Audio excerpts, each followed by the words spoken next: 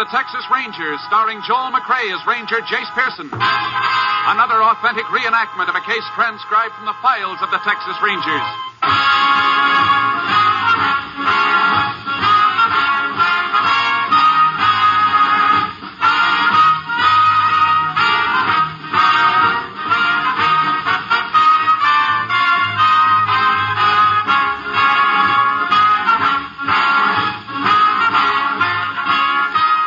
Dates and places in the following story are fictitious for obvious reasons. The events themselves are a matter of record.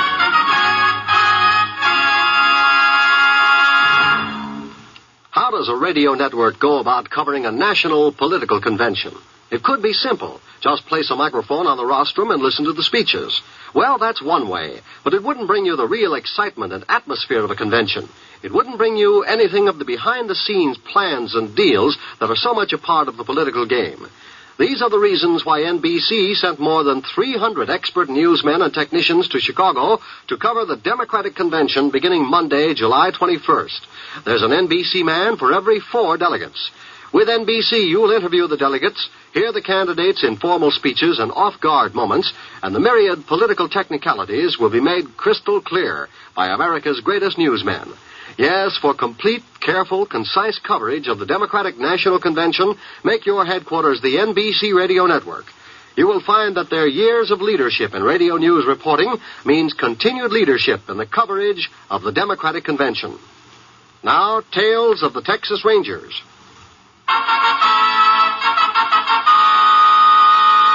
And now, from the files of the Texas Rangers, the case called Finger Man.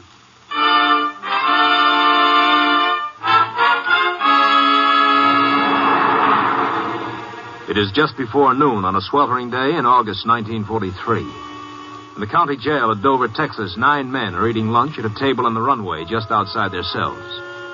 Among the prisoners are Leon Desser and Carl Foley, serving 1-year sentences for unlawful possession of firearms. It's hot. Yeah. Give me the bread, Foley, huh? Lousy stew in this hot weather. Makes my stomach sick just looking at it. How about the bread? I can feel the heat coming through that tin roof. They got no right putting a tin roof on this place. Hey, you gonna give Will you quit crying? Well, I only wanted... Here. Well, you didn't have to do that, Foley. Heat's bad enough without you crying in my ear. They'll be bringing that horn kid back from the courthouse any minute. Deputy hears you throwing food around, he'll slap you into solitary. Well, let him try. Oh, you talk big. Desser? We're gonna bust out of here. You crazy? We already done 6 months. Another 6 and they'll let us out. I ain't spending another day in this hot box. We're busting out. Foley, look. Just 6 more months. It ain't long. Then we start knocking over stores again, and they won't be looking for us. You're chicken, Desser. I don't know why I ever picked you for a partner in the first place. You know why? You like the way I open safes. Ain't that it, Foley? You're chicken. Look. I said we're busting out. Okay. How do you figure to do it? All these guys have got to be with us. Otherwise, it won't work. Hey, you guys. Listen. Desser and me is busting out of here. You with us? How you going to work it, Foley? Now, listen. It won't be tough. Deputy will be bringing that horn kid back. We'll hear him when he unlocks the outer door. Minute he opens the door into this runway, we jump him and get his keys. That don't sound so easy. Shut up. You guys in? Yeah. All right. Now let's keep talking like we always do so as we don't tip our hands. Where are we going to go when we get out? First thing we got to do is get out. Yeah, well, boy, if he yells for Will you shut up? Time the sheriff gets upstairs, we'll be out. And if we ain't? Sheriff don't want his deputy killed, does he? He's coming. Okay, you guys, now get ready. Don't jump till I give the word. Keep talking. You got a match there. Here, you got a light. All right. Get in there. Foley? I'll bring you some food in a few minutes. Now! Hey, what's going on? Don't let him close that door. You can't do this. He's getting away. Come on. He's going to throw them keys outside. Grab him. Oh, give me them keys. Hey, you ain't gonna get him. Hold on to him, Desser. No, you don't. He threw them out. You dirty cop. Sheriff!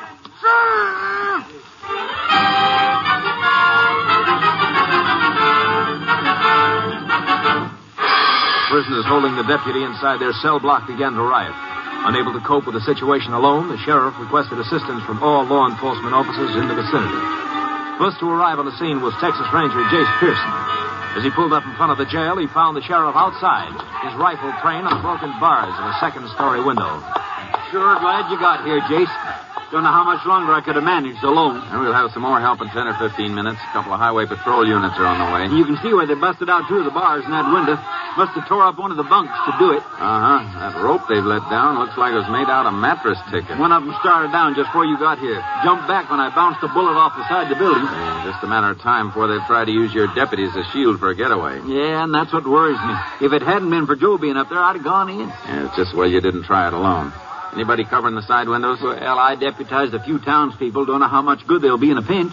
You tried to talk to the prisoners yet? Yeah, but I can't get any sense out of them. Mind if I try? I wish you would. Hey, you men up there. I can't talk to all of you.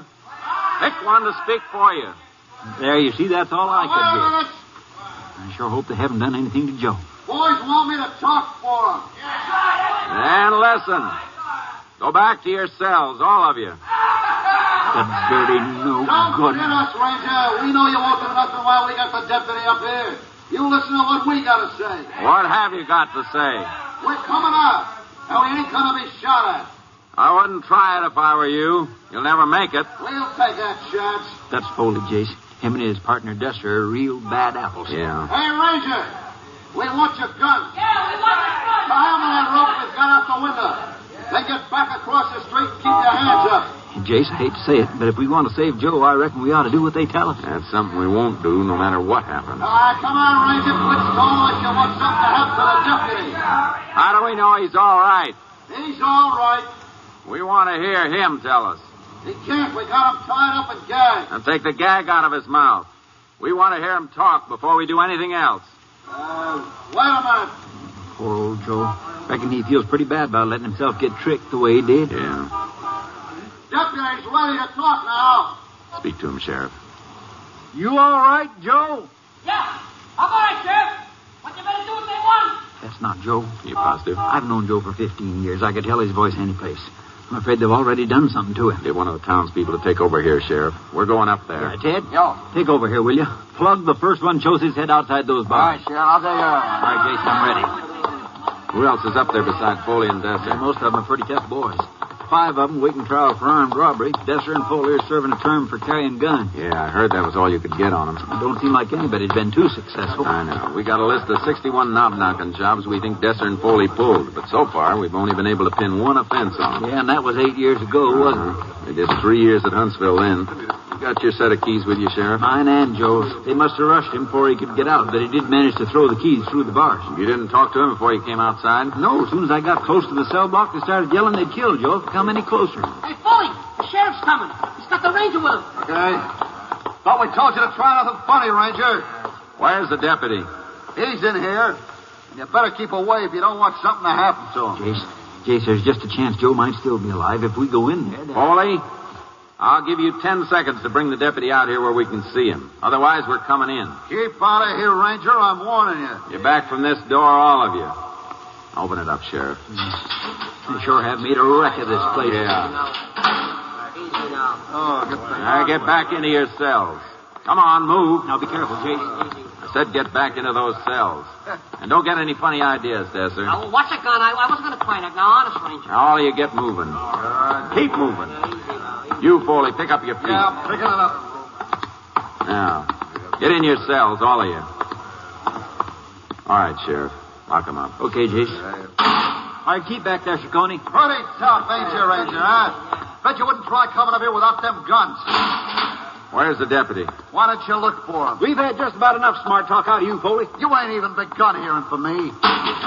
Well, that does it, Jace. Yeah. Now, we gotta find out what... Over here, Sheriff. What? Between the bench and the table. It's Joe. Hey, we better get a doctor. No use, Sheriff. He's dead.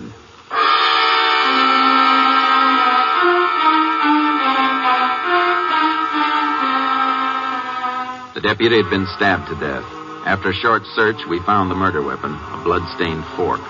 While we waited for the justice of the peace to authorize removal of the body, I took the fork downstairs and checked it for fingerprints. It had been wiped clean. And I went back to the runway in front of the cells. Any luck, Jace? No. Have you talked to him? Not yet. I've been waiting for you. All right, men. One of you killed the deputy. Now I want to know who it was. Don't you wish you knew, copper? Shut up, Foley. Are you ready to talk? How about you? I don't know nothing, Ranger. You, Foley? You're wasting your time. Nobody's going to tell you nothing. Desser? Me? I didn't do it. Who did? I didn't see nothing. Maybe the deputy fell. Maybe it was an accident. You keep your mouth shut, Foley. Yeah, you... Okay. Then every one of you is going to be booked for murder. Hey, All right. We'll give you one last chance. We'll talk to you individually. Maybe one of you will change your mind. He's trying to make stool pigeons out of us. We ain't going to let him do that, are we, boys? Oh, no, Ranger. Well, it's up to you. Unless somebody talks, all of you take the rap. All right, Foley. You're first. Don't worry, boys. He ain't going to get nothing out of me. And he won't get nothing out of the rest of you, will he? Take him downstairs, Sheriff. Come on, Foley.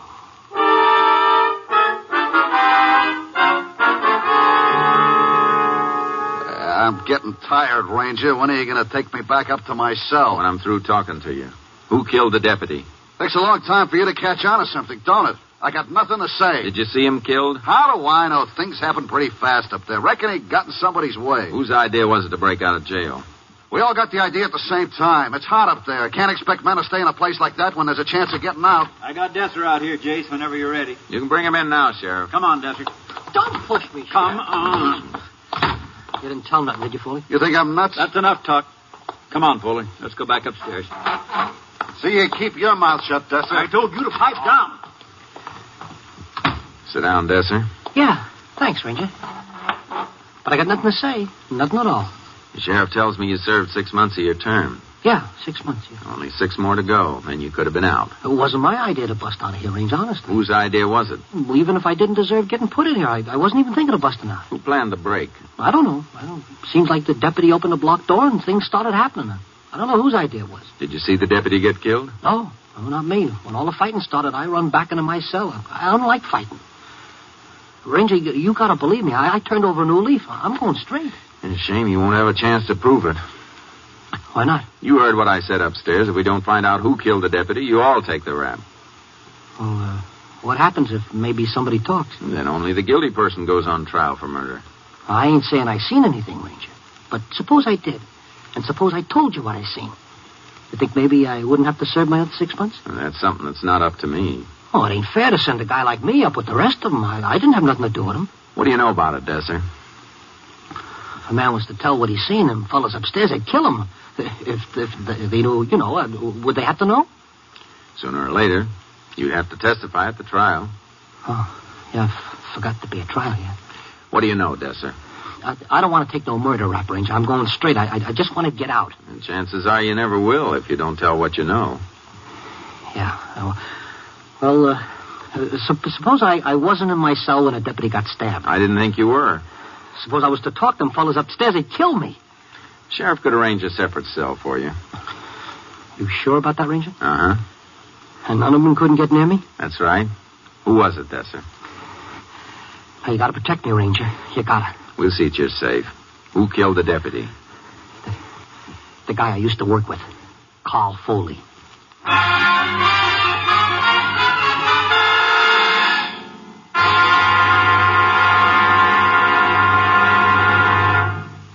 In just a moment, we will continue with Tales of the Texas Rangers, starring Joel McRae as Ranger Jace Pearson. Only a madman or a fool would intentionally set fire to one of our forests or woodlands. Yet 90% of our forest fires are started by people. Most of these man-caused fires are due to plain carelessness. A campfire left smoldering, a lighted match thrown from a car window, a cigarette not extinguished. In less troubled times, the waste due to forest fires would be tragic. In these dangerous times, it can be disastrous. Forest fires destroy natural resources we need to keep our country strong. They impede the production and transportation of critical defense supplies, interfere with military training, and may destroy military installations. Join in the fight against carelessness. Crush out cigarettes, cigar, and pipe ashes. Break matches in two after using. Drown all campfires, then stir and drown again. Find out the law before using a fire. One moment of carelessness can destroy national beauty and wealth that can never be replaced. Forest fires are a shameful waste because they can be prevented. Remember, only you can prevent forest fires. And now back to the Tales of the Texas Rangers. We continue now with Tales of the Texas Rangers and our authentic story, Finger Man.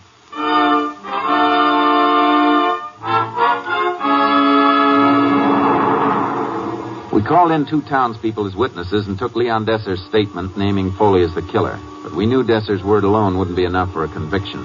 We began questioning the other prisoners. No one would admit he'd seen anything. The last one to be brought in was a boy in his early 20s. This is Johnny Horn, Jace. He was the one Joe was bringing back from the courthouse when the break started. Sit down, Johnny. Yes, sir. Did you lose something? No, sir. I was just looking for a cigarette. Must have left them in the cell. I reckon I got a pack somewhere in this drawer. Yeah. Here, take one, Johnny. Oh, thanks. Got a match? Yeah. I guess you know why you're down here. Ranger, I didn't kill the deputy. I swear I didn't. We know you didn't. Johnny's up for 2 months, Jace. First offense. I didn't mean to take those tires, Sheriff. It was, with just Elaine and the kid hadn't been out for a ride for so long. I didn't have the money to... Oh, what's the use? I did wrong. I got what I deserved. We're not talking about what you did before, Johnny. What we want to find out is who killed the deputy, and we think you can help us. No, sir. I don't believe I can. You're not being fair to yourself, son, nor to your wife and little boy.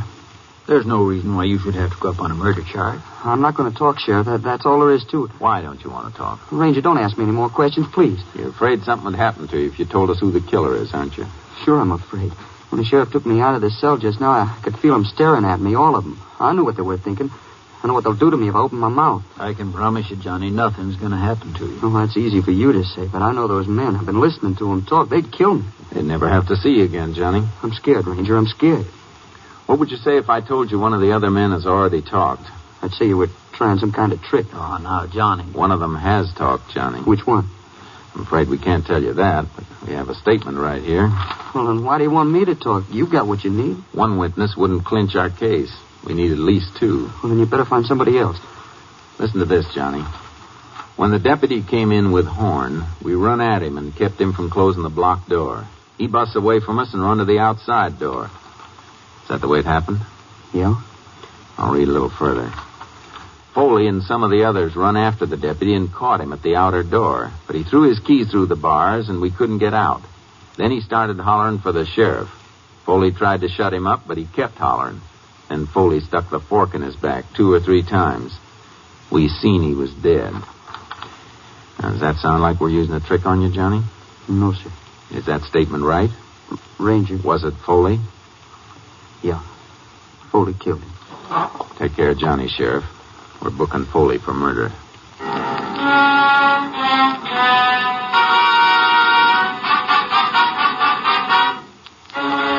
2 months later, Carl Foley was brought to trial for murder.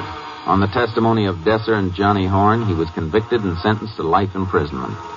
Charges of riot and attempted prison break were brought against all the other prisoners except Desser and Horn. Desser requested that he be released immediately from jail because he'd turned state's witness. The court denied his request, and it was not until February that Desser was discharged from the county jail. On a rainy night 3 weeks later, I was returning from a case. About 2 a.m., I received a radio call. KTXA to Unit 10. Unit 10 to KTXA. Go ahead, KTXA. Is Unit 10 near town of White Bluff in Dover County? Unit 10, 3 miles south of White Bluff. Town watchman has been overcome by armed burglar. Safe in store at 309 Monroe Street. Believe robbed. Watchman tied up in store at address just mentioned. Sheriff has been notified and is en route to White Bluff. 10-4. Unit 10 will proceed to scene at once.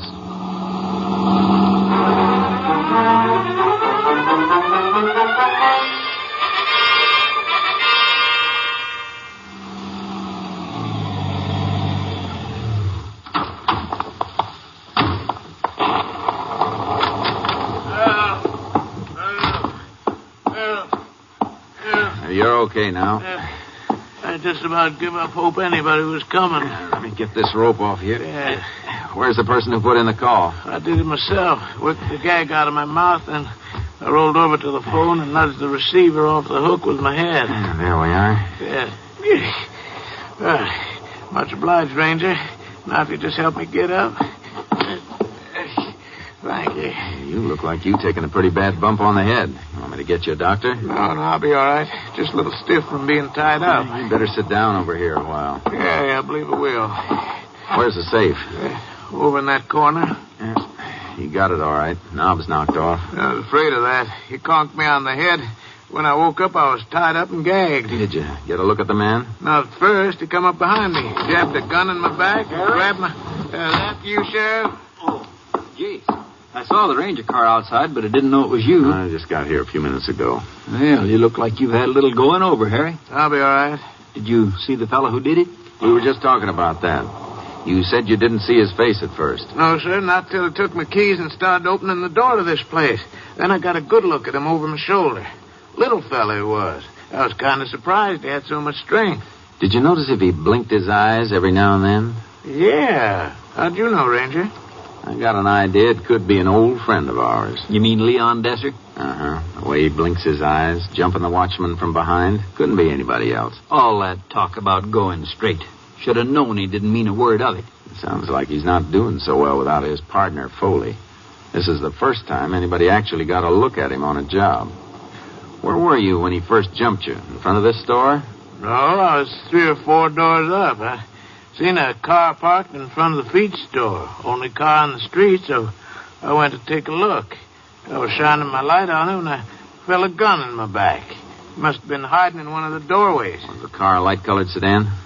Yeah, I believe it was. The car's still outside. I saw it when I pulled up. So did I. Maybe Desser's still around one of the stores. Let's have a look, Sheriff. You want me to give you a hand, Ranger? Oh, thanks. You better just sit here and rest a while. Say, if that's the car he used, he might have just left it and taken off after the robbery. Doubt if he'd do that on a night like this. Sure is rotten weather. The car's still there, see? Yeah, we checked the other stores on this street. Desser's been known to hit 3 or 4 at a time. Say, Jace, that drugstore across the street, the door's open. Yeah.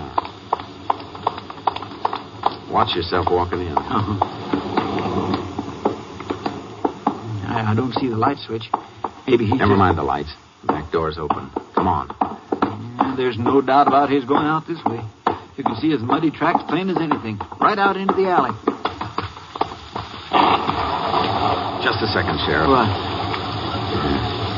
He went up here to the right. Yeah, there's not a thing up here but a garage. And the field beyond it.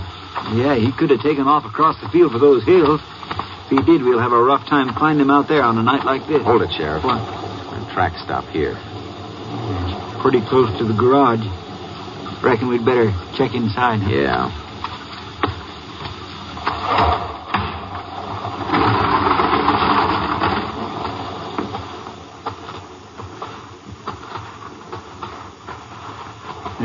Not a sign of him.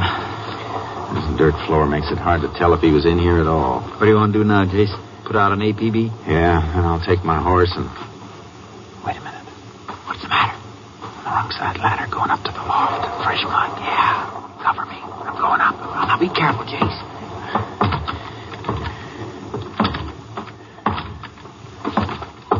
Desser? Desser? You ain't gonna get me! Give me that gun! No! Come on! Oh, my arm! Drop it! You ain't gonna take me! Come on, now, none of that. You all right, Jace? Yeah. Climb down the ladder, Desser. You're gonna put me in a pen. You ain't good. Can't think of a better place. Get moving.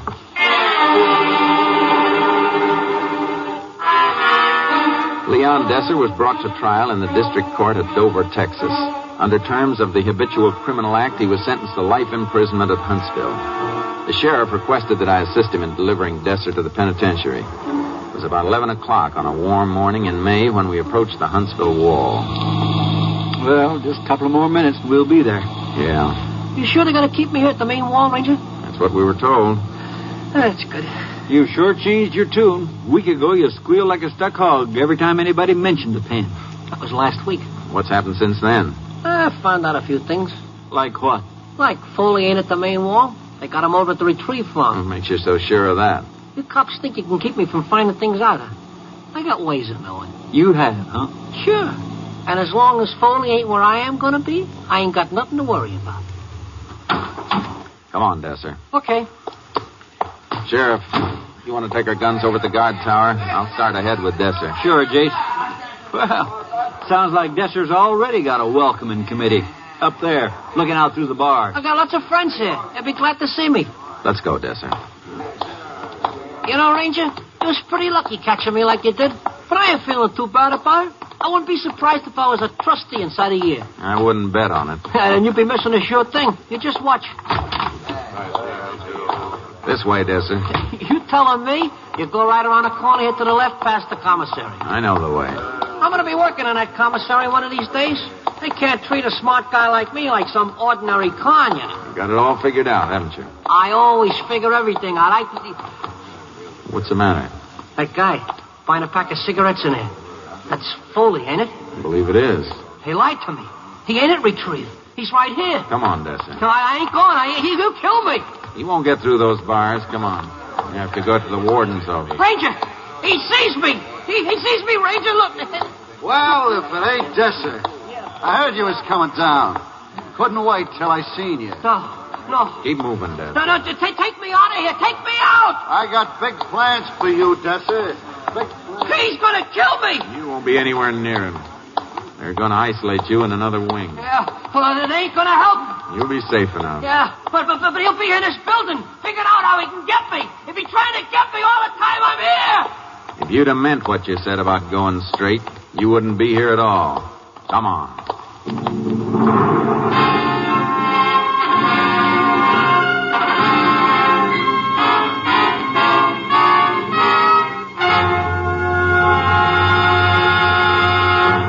In just a moment, we will tell you the results of the case you have just heard. The 1952 Republican National Convention has adjourned for the final time. The selection of their candidates for president and vice president is completed. But the political story is only half over. Monday, July 21st, the Democratic Party will begin its national convention in Chicago's amphitheater. And, as during the past week, NBC will be on hand in Chicago beginning next Monday to bring you a minute-by-minute account of convention activities. NBC's 300 correspondents, commentators, and technicians mean that there will be one NBC man for every 4 delegates. Again representing NBC will be such famous names as H.V. Kaltenborn, Ben Grauer, Earl Godwin, W.W. Chaplin, and a dozen more. Again next week, NBC will broadcast more political headlines, more incisive campaign commentary, more human interest stories, more behind-the-scenes features than any other network. For complete, careful, round-the-clock news coverage, attend the Democratic Convention on NBC. Now the conclusion of Tales of the Texas Rangers.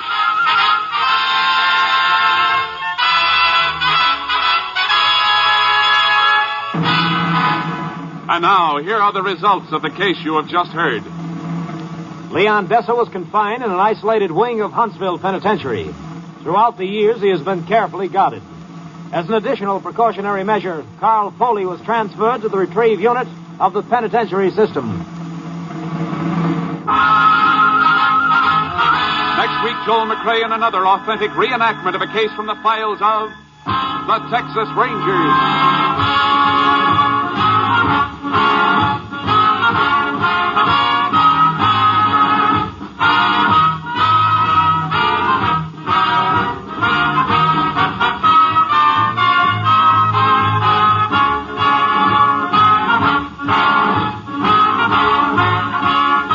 McRae is currently seen in San Francisco Story, a Warner Brothers release. The cast included Tony Barrett, Hy Averback, Bob Sweeney, Paul Frees, Parley Bear, and Bert Holland. Technical advisor was Captain M.T. Lone Wolf Gonzalez of the Texas Rangers. This story was transcribed and adapted by Charles E. Israel, and the program was produced and directed by Stacy Keach. Tales of the Texas Rangers is heard overseas through the worldwide facilities of the Armed Forces Radio Service. Al Gibney speaking.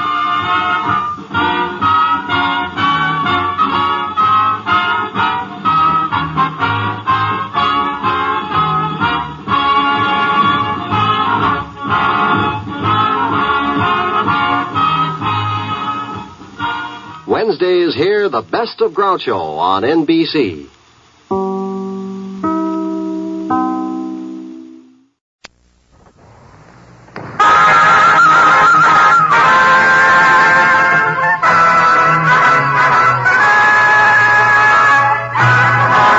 Of the Texas Rangers, starring Joel McRae as Ranger Jace Pearson. Another authentic reenactment of a case transcribed from the files of the Texas Rangers.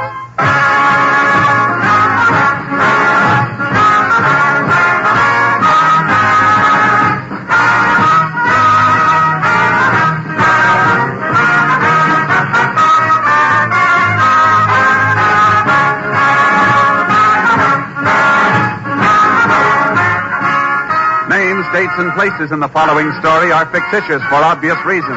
The events themselves are a matter of record.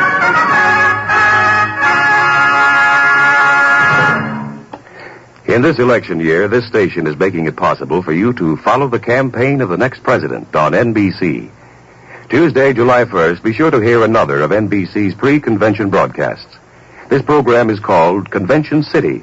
It will offer you a complete description of the arrangements being made in Chicago, the host city of both the Republican and Democratic conventions this year. Jim Hurlbut of NBC Chicago will serve as your host. The program will include interviews with Chicago officials in charge of the convention arrangements. You will hear the unusual problems resulting from the almost gigantic task of entertaining the two major party conventions. We're sure you'll find this a fascinating program. So consult your local newspaper for broadcast time and join us Tuesday, July 1st for Convention City. This is another special program brought to you so you may follow the campaign of the next president on NBC. Now, Tales of the Texas Rangers.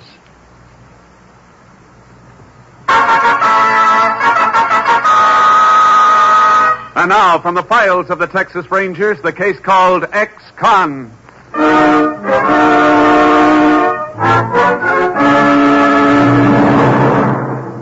It is 10:30 on the morning of September 14th, 1940. 10 miles outside the town of High Point in southwest Texas, a thin, worn-looking woman sits in the back room of a rundown house. She is sewing a patch on a pair of child's dungarees when she hears the front door open. Who's that? It's me. Tom? What you doing home this time of day? Where are the kids? Out playing somewhere. Why ain't you down at the packing house? Didn't the new job work out? Oh, it worked out real good for an hour. For a whole hour, they let me clean up the place. Nice of them to do that, now wasn't it, Liz? What happened? Same thing that's happened before. I seen somebody whispering to the boss and pointing at me. Tom. I could see this guy's fat mouth making the words killer, ex-con. Same words everybody always whispers when they look at me. And the boss comes out and says he got somebody else for my job. Did he pay you? Yeah. Here. 70 cents. Get some meat and milk for the kids, and don't forget to put what's left in the bank. Talking like that ain't gonna help none. You don't know what helps. And quit nagging. I'm sick and tired of it. Telling me what I should and shouldn't do. Tom, why Now, don't you... Shut up, I tell you. Oh. Liz. Oh, Liz, honey. Tom? I didn't mean it, honey. I'm sorry. I know. It's just everything's all wrong. I don't know what I'm going to do. I got a feeling everything's gonna be all right.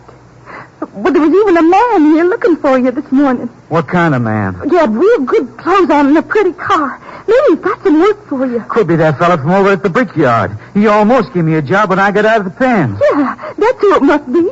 Maybe he's got a job for me loading bricks. He must want you awful bad the way he was talking. Loading bricks ain't bad work. I ought to get a buck an hour, easy, maybe $1.25. Sure you will. And we won't have to worry no more about what Ain't that somebody outside? Sounds like it. Oh, I can't let him see me in these dirty clothes. It won't make no difference. Do a look all right. Just fine, Tom. Run your hand over your hair and smooth it down a little. Yeah. There. Oh, you look just fine. I got a funny feeling in my stomach. Now, don't be nervous, honey. I'm coming. I'll be right there. Sorry, keep... Oh, it's you. I want to talk to you, Dawson. Just a second. I'm going outside, honey. Don't you want to bring him? How many times I got to tell you to stay away from me? Now, look, It ain't Dawson, enough you come clawing around me in town. Now you got to come up to my house.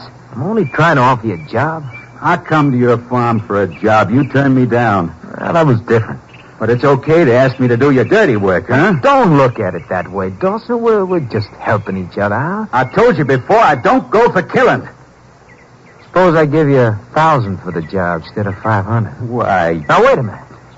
There's a business proposition, Dawson. I know you can't get a job. I'll get along. They even fired you down the packing house. You never get a job around here. You let me worry about that. Well, you're already worrying plenty. I can see that. Now, listen, there's an old lady in a town north of here, and all you got to do is get rid of her. Why'd you come to me? Because you're the only one I know can do it. How would I beat your lousy face? Now, will you look? Cut out that stuff. This is business. $1,000 for easy job. How about it, Dawson? All right. Well, that's more like it. Now, look, here's a name and address on a slip of paper, and here's a gun. I don't care how you do it, but try and make it look like robbery. What about the money? Here's $100 now. Get the rest when I read about it in the papers. Where are you going to be? Away with friends for a few days. I'll need money to get up there and back. All right. Here, there's another $100. Now, don't waste any time getting started. I want to be reading good news in the papers soon, yeah? Dirty, lousy. Did you get the job? Here's some money. 100. You ain't even started work yet. How come he give you a... Never mind. Now take the money. Will you shut up? I gotta go up north for a day, so... Not gonna work at the brickyard? No. And quit asking questions. What'd you just put in that sack? Nothing. I want to see... Now keep away from here, Liz. Keep... What are you gonna do, that gun? I told you to keep away. You're gonna do something bad. You're gonna get in trouble again. Get out of the way. Don't do it. You'll go back to the pen, and this time they won't let you out. I'm in a hurry, Liz. Think about the kids.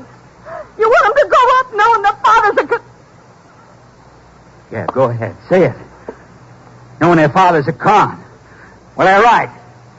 3 years in a pen and you get the name for life anyhow. That ain't so. We'll make out. We will, Tom. I'll see you as soon as I get back. No, Tom, please. Leave me alone. Tom, don't do it. Come back, please.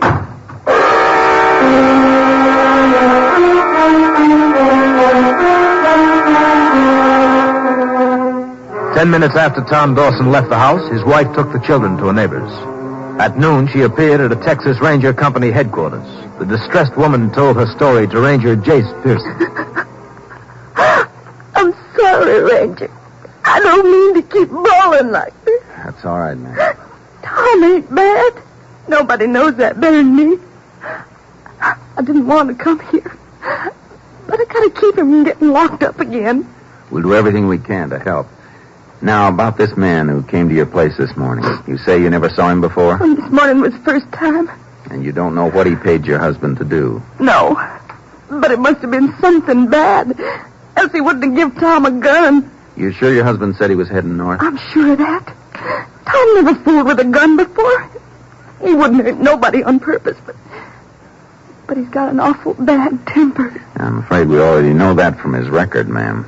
The trouble he got into before, that was an accident. He didn't mean to kill Bob Peters. Bob wouldn't give him his wages, and Tom got mad and hit him. He served his time for that, Mrs. Dawson. Our problem is to keep him from getting into any more trouble. I don't know what I'll do if he has to go to jail again. It was so awful the last time.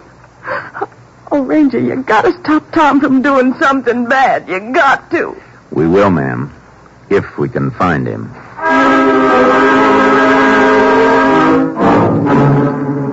I put out an all-points bulletin on Tom Dawson, then took Mrs. Dawson home. Sheriff Sims in High Point agreed to help me in the search. We decided on the bus station as the first likely place to check. At 2:15 that afternoon, we entered the Trailways bus depot and walked toward the ticket window. Yeah, you'd think a fellow like Dawson would have learned enough to keep out of trouble. What do you figure he's up to now? Yeah, might be anything, Sheriff. Burglary, stick-up, even a killing. Whatever it is, I hope we can get to him before it's too late. I sure hope we can get a lead here. Can I help you, Ranger? The Sheriff and I'd like to ask you a few questions, miss. Sure. Oh, excuse me a second. I gotta announce that bus. Bus now leaving for San Antonio, Houston, and Dallas. That's my bus. Goodbye. All Oh, sure, I'm glad when that 2:30 bus leaves. Means I only got another half hour to work. Uh-huh. You mind taking a look at that photo? You seen this man in here today? Well, I think I have, yeah. He was in here, bought a ticket from me. Where to? See now, it was somewhere up north. I'm sorry, Sheriff, but I don't remember just where. You were sure he was here, though? Oh, I'm sure of that, all right. The reason I'm so positive, he gave me a $100 bill. When I gave him change, it pretty near cleaned out my cash drawer. What time was this? Well, I knew it was sometime afternoon, but I'm not too sure when. What buses do you have going north in the afternoon? Just two, the 1:30 and the 4:15. All right, miss. Thanks a lot. Well, if he bought his ticket before that 1:30 northbound left, he could be on it, Jace. Yeah, I figure it's going to take us just about 2 hours to find out if he is.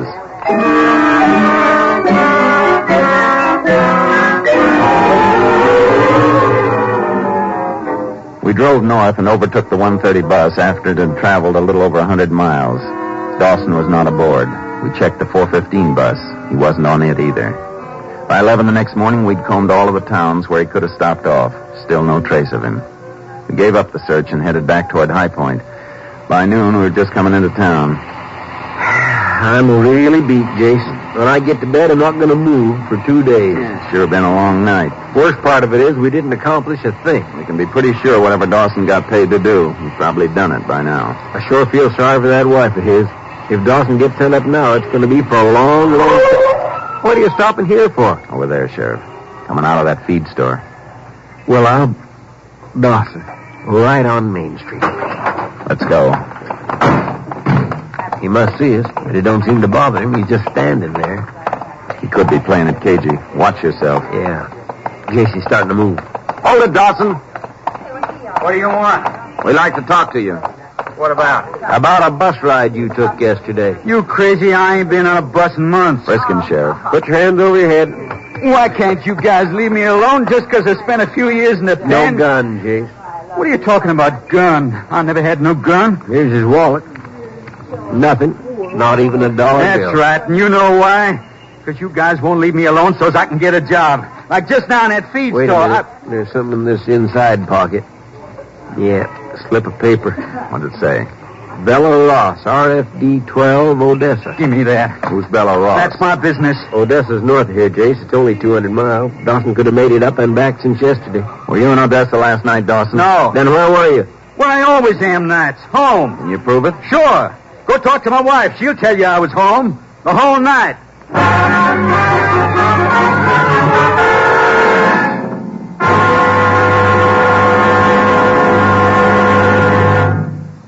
In just a moment, we will continue with Tales of the Texas Rangers, starring Joel McCrea as Ranger Jace Pearson. There's a price tag on almost everything. Whether you drive a shiny new 1952 model or a pre-war jalopy, you had to pay the price. And when you're driving that car, remember that speed also has its price. Death or injuries that can cripple you for life. You may speed at times and get away with it, but the odds are too strongly against you that in some tight spot you will make a mistake while speeding. It'll be curtains for you. Or you'll have it on your conscience for the rest of your days that you took a life that you and you alone could have avoided if you weren't speeding. The price tag on speed violations last year was 15,000 killed and 500,000 injured. This year, thousands of lives can be saved if you and millions of other motorists come to the sober realization that speed is the biggest killer on the highways. You can do your part. At all times, drive as though your life depends on it. It does. Now we return to the Texas Rangers.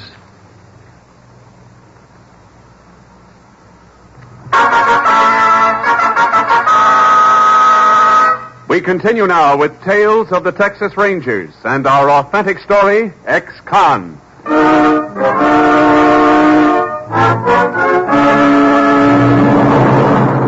Tom Dawson continued to insist that he'd been home the night before. We wanted to check his story, so we left him at the sheriff's office and drove out to see his wife.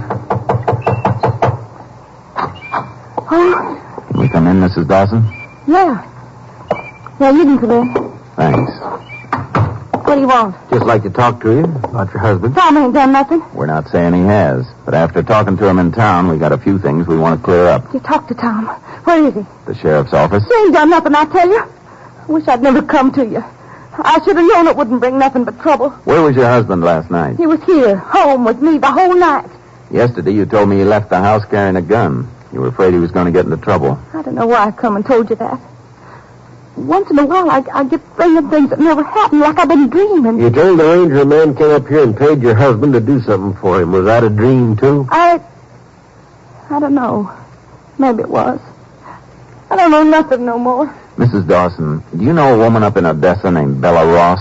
No. Ever hear your husband talk about her? No, why do you keep picking on Tom? Why don't you leave us be? Ranger. I got a feeling, ma'am, you're not telling us everything you know. Ain't nothing to tell. I made a mistake yesterday. Can't force you to tell us anything.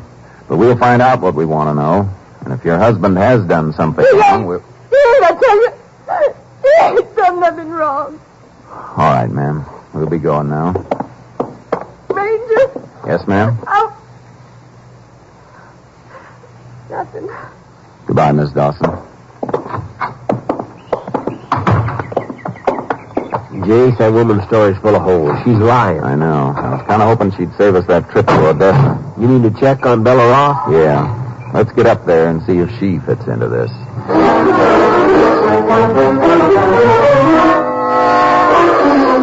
When we arrived in Odessa, we made inquiries about Bella Ross. We learned she was a widow who lived alone on her ranch 10 miles out of town. Oil had been discovered on her land several years before, making her a wealthy woman. We drove to her ranch. The main house was locked and the blinds were drawn. We began to suspect that Dawson's connection with her might have been robbery or even murder. Just as we were about to return to town and get a warrant to enter the house, we spotted a cloud of dust a few miles away.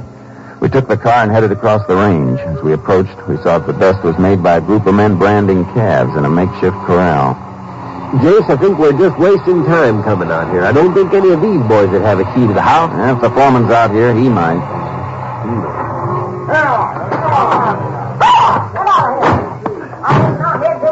Hey, you men over there. Any of you got a key to the Ross Ranch house? Who wants the key to my house? Jace, yeah. Are you Bella Ross? Yeah, what about it? I'm Ranger Pearson. This is Sheriff Sims. We'd like to ask you some questions, ma'am. Well, sure, go ahead.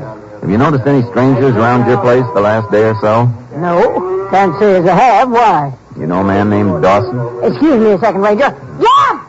You, Jim! Be careful how you handle them calves. They cost money. Oh, these hands nowadays just got no respect for stock. What's that fellow's name you was asking about? Dawson, Tom Dawson. No, don't think I know him. Is he from Odessa? From High Point. Oh, only one I know down there is my nephew. Nephew? Art Finch, my dead sister's boy. Only kin I got. You know him? I've met him, Mrs. Ross. Oh, he's a fine boy, ain't he? Well, Bet your life he is. I set him up on the truck farm a few years ago. Told him if he was going to get all my money someday, he'd have to prove he could make some on his own. How's he been doing? Oh, just fine. Hear from him every week. Then you haven't been down there lately. No, but I'm figuring to go down there soon. I wrote and told Art a couple of weeks ago I was coming down. Look, I said I didn't mind answering questions, but I'd kind of like to know what this is all about. I don't want to alarm you, Mrs. Ross. I may be wrong, but we think someone's trying to make trouble for you. Make trouble? Who'd want to do anything to me? That's something we can't say till we do a little more checking. But in the meantime, we'd like you to stay in your house till we can get you a police guard. Police guard? What? That's downright crazy, Ranger. I can take care of myself. I'm afraid we'll have to insist on it. If you don't mind, we'll take you back to the house with us right now. Well, you probably know what you're doing, but I still think it's crazy. Wait till I talk to my foreman, then I'll be right back with you. That nephew of hers, Jace. If he's made a success of his farm, the bank sure don't know about it. How do you mean? Finch has got the farm mortgaged up to the hilt. Bank's about ready to take it over. You ever been out there? Once. Place is in a shambles. I don't believe he's ever worked it. Well, maybe he's got other interests. I know he has. He's got a reputation around town for being a no-good playboy. We've had him up on drunk charges a couple of times. He sure managed to fool his aunt. Yeah. Jace, you starting to think the same as me, that maybe it's Finch who's trying to get his aunt out of the way? Maybe. He's got everything to gain from it. And then you reckon maybe we better pick him up and talk to him? We need something on him first. The only person who can help us with that is Tom Dawson.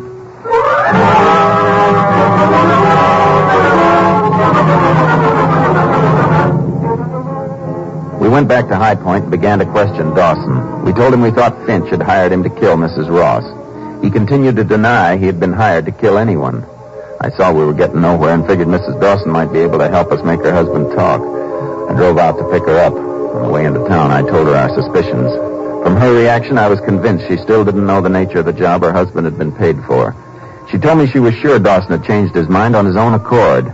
He had returned home just before supper and had stayed there the whole night. When we reached the sheriff's office, I asked Mrs. Dawson to wait in the corridor. Then I joined the sheriff, who was still questioning her husband and getting nowhere. I tell you, I got nothing to say. And why do you guys keep trying to push me around? Nobody's trying to push you around. You get that idea out of your head, Dawson, we'll get along a lot better. Me getting along with cops. Look, We know you didn't kill Bella Ross. We're pretty sure you didn't even try. But you were hired to do it, weren't you? Well, what if I was? I didn't do it. What made you change your mind? That's my business. Who hired you, Finch? You ain't going to make a stool pigeon out of me. I don't tell nosy cops nothing. Why are you protecting him? Don't you know you'll be convicted right along with him? For what? I didn't go through with it. No, but you were in on the plans, and that makes you guilty. With your record, you could get 10 years just for that. 10 years? Oh, what's it matter? Might as well be back in Huntsville as trying to make a living outside. Nobody cares anyhow. I think you're wrong about that. You can come in now, Mrs. Dawson. Hello, Tom. Liz, what are you doing here? Ranger brought me. He hadn't ought to come anyhow. What for? 'Cause I love you. I don't want you locked up. You don't want to bother with me. I'm no good. Yes, you are. If you's no good, you'd have gone through with that killing. And if you's no good, I wouldn't ask the ranger to stop you. You told the cops. Yeah, Tom. It near killed me, but I'd do it again. I don't want you in jail. You belong with me and the kid. Sure. To watch all three of you starve. You'll make out. Sooner or later, people will forget you ever been in jail. They never forget. Man makes a mistake, he pays for it all his life. Now, go on, Liz. Get yourself another man. Is that the way you want it, Tom? Is that all you care about, me and the kid? Oh, Liz. All these years I've been thinking you loved us the way we love you. I reckon I was wrong. Liz, don't talk that way. Why not? It's true, ain't it? No, it ain't true. Can't you see everything I've done was for you? Nothing works out. Nothing ever works out. Tom, don't. What am I going to do, honey? What am I going to do? Tell them what they want to know. It's the only way we're going to make a real clean start. Tell them, Tom. All right. Finch hired me. I couldn't go through with it. I cashed in the bus ticket, and then I took the gun and the money back to his farm. What did he say? He wasn't there. I forgot he was going to be away a few days. I wrapped him up with a note and gave him to Finch's neighbor. And as far as Finch knows, you're still going through with the job. I reckon so. Dawson, it's not going to be easy to catch Finch. There's nothing that says you have to do this, but we need your help. How about it? Tom? All right. I'll help you. We picked up the package containing the gun and money and took it back to Dawson's house. I figured it wouldn't be long before Finch got curious and showed up there. Our job was to get the evidence that would convict him. I sent for a couple of lab men and had them rig a camera and a hidden microphone in the brush near the house. We placed the tape recorder inside the house, and we coated the gun and money with a dye that would come off in a man's hands and could only be seen under ultraviolet light. We sent Mrs. Dawson and the children over to a neighbor's, and then we waited. The first day, nothing happened. On the evening of the second day, just after dark, Sheriff and I were standing in front of Dawson's house. I don't know, Jace. Could be when he didn't read in the papers about his aunt being dead, he figured Dawson backed out of the job. And you want to know why? Maybe so, but I still think we ought to get out of all points on it. Suppose we did pick him up. He'd say Dawson dreamed the whole thing up. And in a court, it'd just be his word against Dawson. Well, I reckon we do need more evidence than we got, but all the same, I don't... What? Oh, yeah, I see the headlines. This could be him, boys. You ready with the camera? Yeah, right. Let's get inside. I wish it was still daylight. Those flash bulbs will only give them one chance to get the picture. If anybody can get it, they can. Is he coming, Ranger? Somebody is. Better get ready. And get over by the recorder, Sheriff. Keep low so he can't see us through the window. Yeah, you want me to switch on the recorder, Jake? Not yet. Dawson. Yeah? Be sure to hand him the gun so he won't know the bullets are missing. Okay. Let him knock again. Now. I want to talk to you, Dawson. Okay. I'll get the recorder. Okay, Jace. Been watching the papers. Haven't seen any good news. I ain't going through with it. You what? You better get somebody else. Here's the gun and the money here. Give me. Oh, wait a minute. If it's more money that you want. There's only $190 here. I used 10 for groceries. I'll have to pay you back when I can. Dawson, look, I'll give you $2,000 today. Dirty scum. Yeah. It's no use. Oh, $3,000. Here, you want this stuff. Now, listen to me. That woman's my aunt. She's going to leave me a lot of money. Good for you. But now that she finds out I haven't done anything with that farm she gave me, she'll be down any time now. Dawson, listen to me. I'll give you $10,000 to kill Bella Ross. If you don't take this stuff, I'm going to drop it on the ground. Now, take it and get out of here. $10,000 buys a lot of food. Take it. All right. But if you think that What was that? Come on. Hold that light. What's going on here? You just had your picture taken, Finch. And now you're coming with us. Oh, what? For trying to murder your aunt. You're not going to get me. Grab him, Jake. Come back here. I tell you. Not with that gun. Put out your hand. Let me alone. Let it go. Now we're going to town and see how that picture turns out. I got an idea. It's one your aunt won't be proud to have in her family album.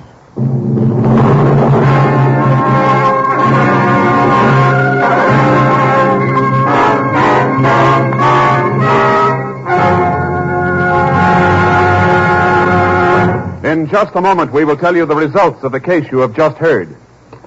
On Thursday, July 3rd, NBC will bring you the third in the special series of broadcasts in advance of the Republican National Convention, which will take place in Chicago.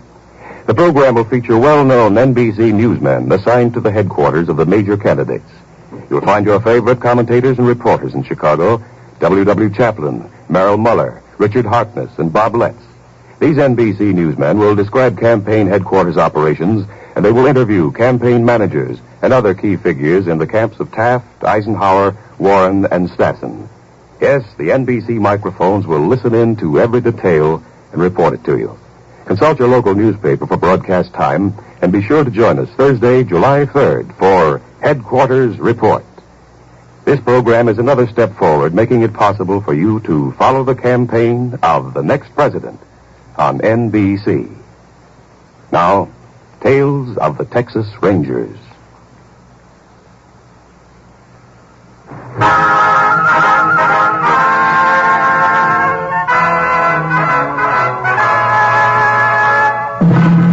And now, here are the results of the case you have just heard. Art Finch was tried for conspiracy to commit murder. Because of Dawson's assistance in obtaining evidence for the state, the court dismissed the case against him. The judge convinced the local farmer to give Dawson a probationary job. He was later taken on permanently. Art Finch was sentenced to 10 years in Huntsville Penitentiary. Next week, Joel McRae in another authentic reenactment of a case from the files of the Texas Rangers.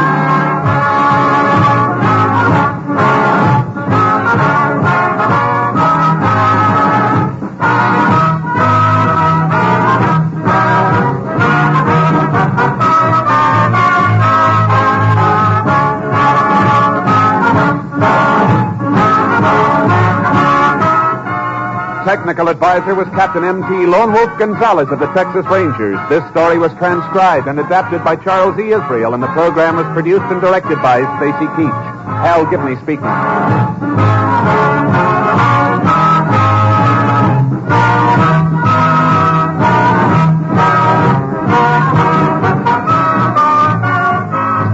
Wednesdays, hear the best of Groucho on NBC.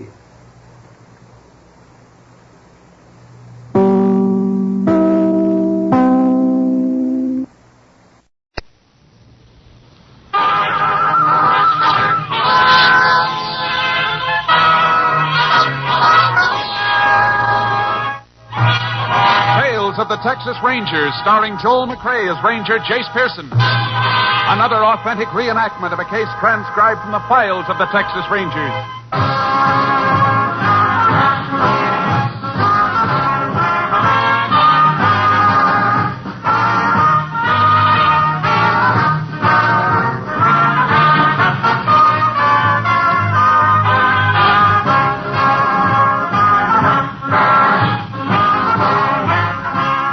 Names, dates, and places in the following story are fictitious for obvious reasons. The events themselves are a matter of record.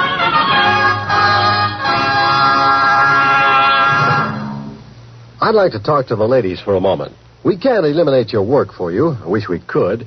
But if your job is keeping a home in order, we'll try to lighten the load with a series of wonderful weekday radio shows on this same NBC station.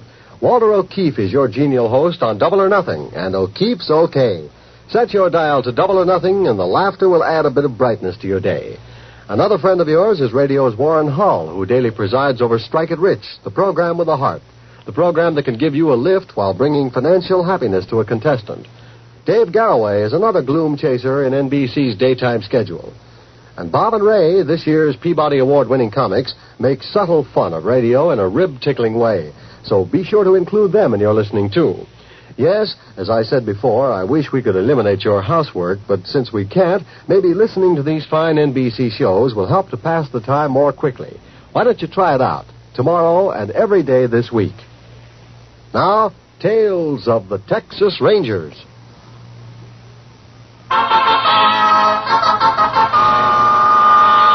And now, from the files of the Texas Rangers, the case called Double Edge.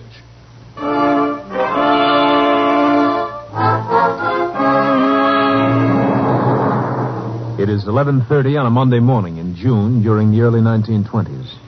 In the town of Holden, Texas, an elderly woman put through a telephone call to the bank. That's right, operator.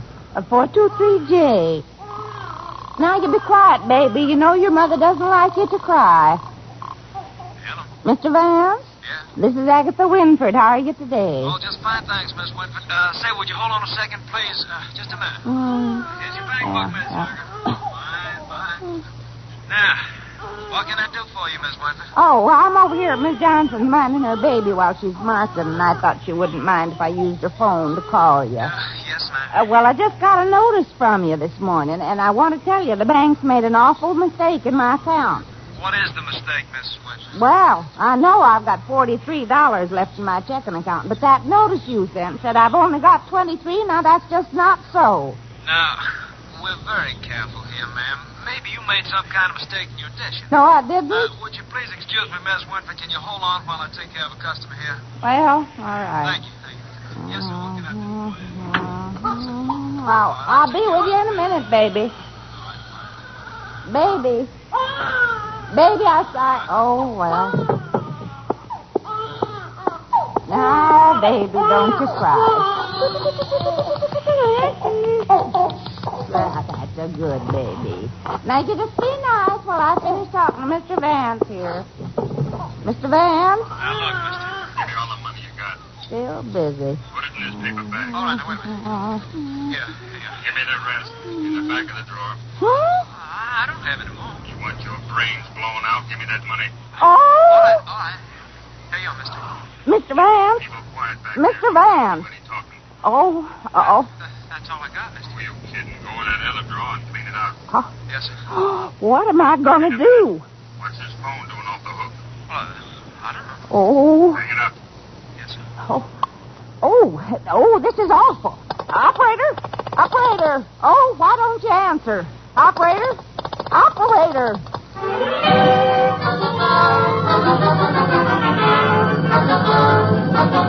Mrs. Winford notified the sheriff that the bank was being held up. Within a matter of minutes, the sheriff raced to the scene, only to find that the hold-up men had already made a getaway. After a preliminary survey, the sheriff requested assistance from the Texas Rangers. Ranger Jace Pearson was assigned and arrived at the bank 15 minutes later. Over here, Jace. Howdy, Sheriff. I'm glad you could get here so fast. I was only about 10 miles away when my headquarters contacted me. Fellas that held up this place sure had a lot of nerve. How many were there? Only two, as far as I can gather. One of them kept the customers in the back. The other one got the money from the teller. Took nearly $6,000. Anybody able to identify them? Nope, they were both wearing bandanas over their faces. How about their getaway? Anybody see them after they left the bank? Not a soul that I could find. Seemed like they just disappeared into thin air. We did get one break, though. What's that? Well, the teller keeps an extra $200 in his drawer just in case the bank is held up.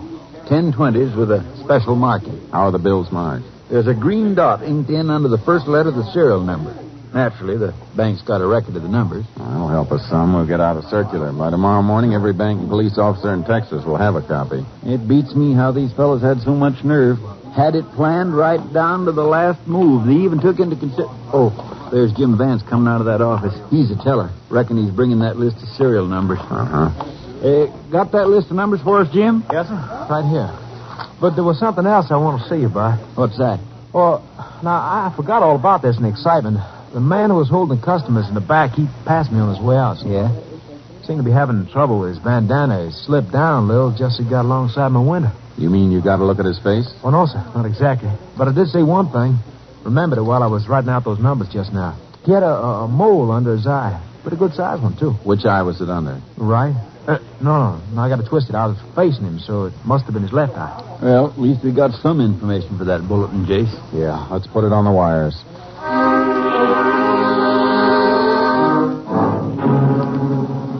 We broadcast the list of serial numbers and a vague description of the bank robbers. The first day brought no results. On the morning of the second day, I received a call from Sam Crane, constable in the town of Compton, 30 miles from the scene of the robbery.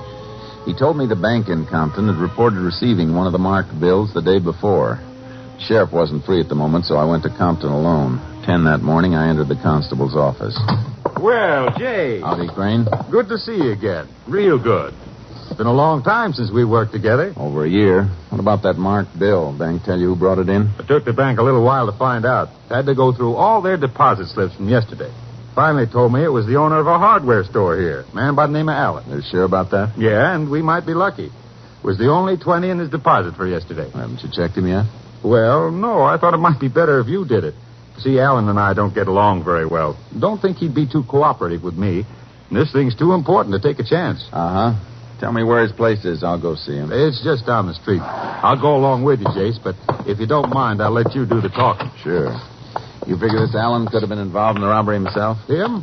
Oh, no, Jace. Old man Allen's over 60. How come you two don't get along? Well, about a year ago, I bought some tools from him. No good, any of them. The old buzzard never would let me have my money back. I sure hope he can give us something to go on. Well, if Allen does remember who handed him this bill, my guess is it'll turn out to be somebody who just passed through Compton. Maybe so. Constable. Oh, howdy, Miss Palmer. Constable, have you had any luck? Well, to tell the truth, I've been pretty busy since you came in this morning. Anyhow, I was sure your husband would be back by now. Oh, he's not. I told you he went out yesterday afternoon right after he got that phone call. Jeff's never stayed away like this without saying where he was going. Now, Mrs. Palmer, he'll turn up. But he didn't even take the car. Whenever he goes away, he always takes it. Maybe he's over at his brother's place. Bet you haven't even called there, have you? Well, no, I haven't. Well, why don't you go home then? He's probably been trying to reach you. But it's 20 miles over to his brother's house. He couldn't get there without the car. Well, maybe he got a ride. Now, you run along home before he gets worried, wondering why he can't reach you. Well, all right, Constable. Keeping you busy, huh? Yeah. That husband of hers is always taking off. Are you sure he's not missing? Nah. Jeff Palmer takes a notion to go somewhere, he goes. He's only been away one night. Uh-huh. I swear it never rains but it pours. For 3 weeks, nothing's happened here. Now I got more work than I can handle. Well, here's the hardware store. Hope old man Allen's memory's better than I think it is. Oh, it's you, Constable. Thought I told you didn't want to do business with you no more. Don't worry, Allen. I wouldn't think of buying anything from this store. Ranger Pearson here wants to ask you a few questions. Well, all right. What's on your mind, Ranger? You have that bill, Crane. For sure, Jace. Mr. Allen, you deposited this bill in the bank yesterday. What's the matter, counterfeit? It's part of the money that was stolen from a bank in Holden. Oh, you mean in that big robbery over there on Monday? That's right. That's so. I read about it in the paper. This was the only 20 you deposited yesterday. Do you remember who brought it in here? Let me see. No, Ranger, don't reckon I do. I was afraid he wouldn't, Jace. Just what do you mean by that, Constable? Now, wait a minute, both of you. I'm sorry, Ranger. Just give me a second or two. Maybe I can remember the fellow that brought it in. Just take your time. See now, it's been... No, it's no use. I just can't bring him to mind. Do you have any idea if it was yesterday morning or in the afternoon you got the bill? Couldn't say. What time do you take the money to the bank? About 2:30, same time I always do. I see. And how much cash do you usually have on hand when you open the store in the morning? Oh, maybe $25, $30. Just enough to make change. If somebody handed you a $20 bill any time before noon, it would pretty much clean out your cash drawer, wouldn't it? Yeah, I reckon it would. Well, then isn't it a pretty good chance you received the bill sometime between noon and the time you went to the bank? Well, I never thought of it that way. But I still don't... Oh, wait a minute. Yep, it's coming back to me now. I just finished eating, and this fella come in and bought a box of shotgun shells. He was the one that gave me the 20. You sure about that? Yes, I'm sure. Did you know the man, Mr. Allen? Oh, I've seen him around town. I don't know his name. Could be lives in one of them farms outside Compton. Could you give us a description of him? Well, I ain't much of a hand at telling people what other people look like. Well, do you remember if he had a mole under his left eye? Mole? To tell you the truth, Ranger, I'm just not sure. Maybe he did, but I can't swear one way or the other. All right, Mr. Allen. Thanks a lot. One thing I'll say, if I was to see this fellow again, I'd know him. I hope we can show him to you soon. Come on, Crane. Let's get back to your office.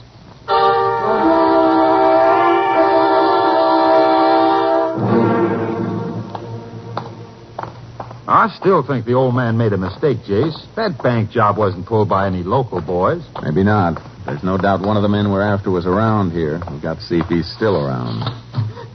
Oh, Miss Palmer, what are you doing here? I'm sorry to make a test of myself, Constable. That's all right. I called Jeff's brother, and he isn't over there. I don't know where he is. No, he'll turn up. Something's happened to him. I know it. Ranger, maybe you can help me. Isn't there anything I can do to find my husband? Well, you could have the constable file a missing persons report. That way all the police in the state would be on the lookout for him. Will you do that, Constable? Oh, sure, Miss Palmer, but I think before you do that, you ought to give Jeff a little longer to show up. I can't wait any longer. I couldn't sleep all last night. I know something's happened to him. All right, I'll file a report. It's so long since I filled one out, I'm not even sure I've got the form. I got some in the car if you need them. Oh, here's one. Now, Mrs. Palmer, you're all upset. Why don't you go on home? I'll fill this out myself. Don't forget, Crane. Mrs. Palmer has to sign the form. Oh, yeah. Probably be better if she fills in the description anyhow. What kind of a description do you need, Ranger? The usual description: height, weight, color of hair, and eyes. Anything we can use to identify him. Well, Jeff looks just about like anybody else. Now, no two people are alike, Mrs. Palmer. There must be something that's different about him. I can't think of anything, except maybe a mole. What's that? He's got a mole under his left eye.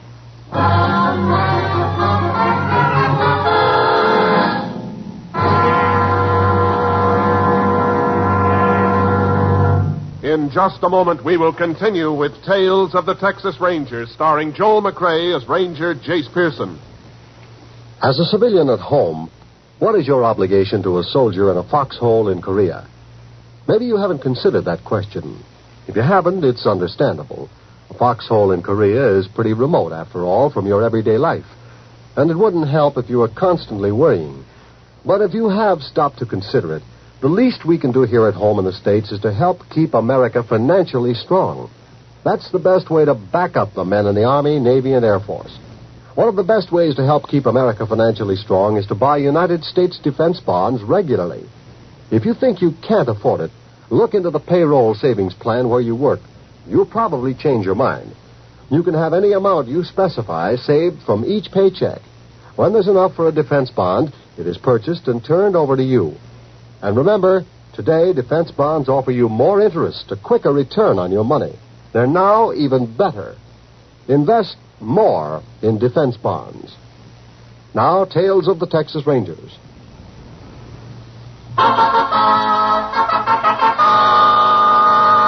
We continue now with Tales of the Texas Rangers and our authentic story, Double Edge.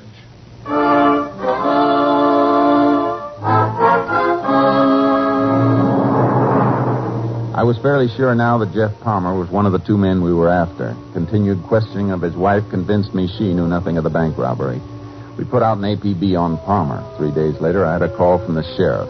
A man whose description matched Palmer's had been found dead in a creek near Compton. The quickest way for me to get there was on horseback through 2 miles of brush. When I reached the creek, I forded it and headed upstream to the spot where the sheriff and his men were waiting. Howdy, Sheriff. It's a good thing you had your horse, Jace. Saved you 20 miles of driving. Yeah, who, Charlie? Oh, boy. Who found the body? Those fellows over there. They were out fishing. Spotted a man's arm sticking out of the water. Body'd been wired to an old log, but it looks like one of the wires worked loose. Uh-huh. Let's take a look at it. Yeah, right over here, Jace. Pretty sure it's Palmer? Well, description checks with the one his wife signed, so I reckon it's him. Here we are. Yeah. Shot 4 times. The fellow who did it must have been standing right next to him. Somebody really wanted to make sure he was dead. I wonder why Palmer was killed. Well, there's only 2 reasons I can think of. Either to shut him up or keep him from getting his share of the money. Maybe both. Sounds reasonable. If we find the second man in that bank robbery, we'll probably have the one who killed Palmer. There don't seem to be much to go on. One thing we can be pretty sure of, he was killed right here. How do you figure that? Tent's been made to cover it up, but you can still see quite a bit of blood on the ground here. Yeah, I noticed that, but I thought he could have been killed somewhere else and brought here. Well, then there wouldn't be all this blood. Not much bleeding after death. Well, it would have been smart of the killer to do the job here. Certainly not many people around. No, we'll have to go over the area. You checked that cabin up on the hill, Sheriff? Where? Through those trees. No, I didn't notice it before. The person who lives there could have heard the shots. We'd better talk to him. Okay. Opening in the brush. We can go up through here. Uh-huh. It's pretty much trampled from here on up the hill. Somebody's come down almost to the spot where Palmer was killed. In the past few days, too, from the look of it.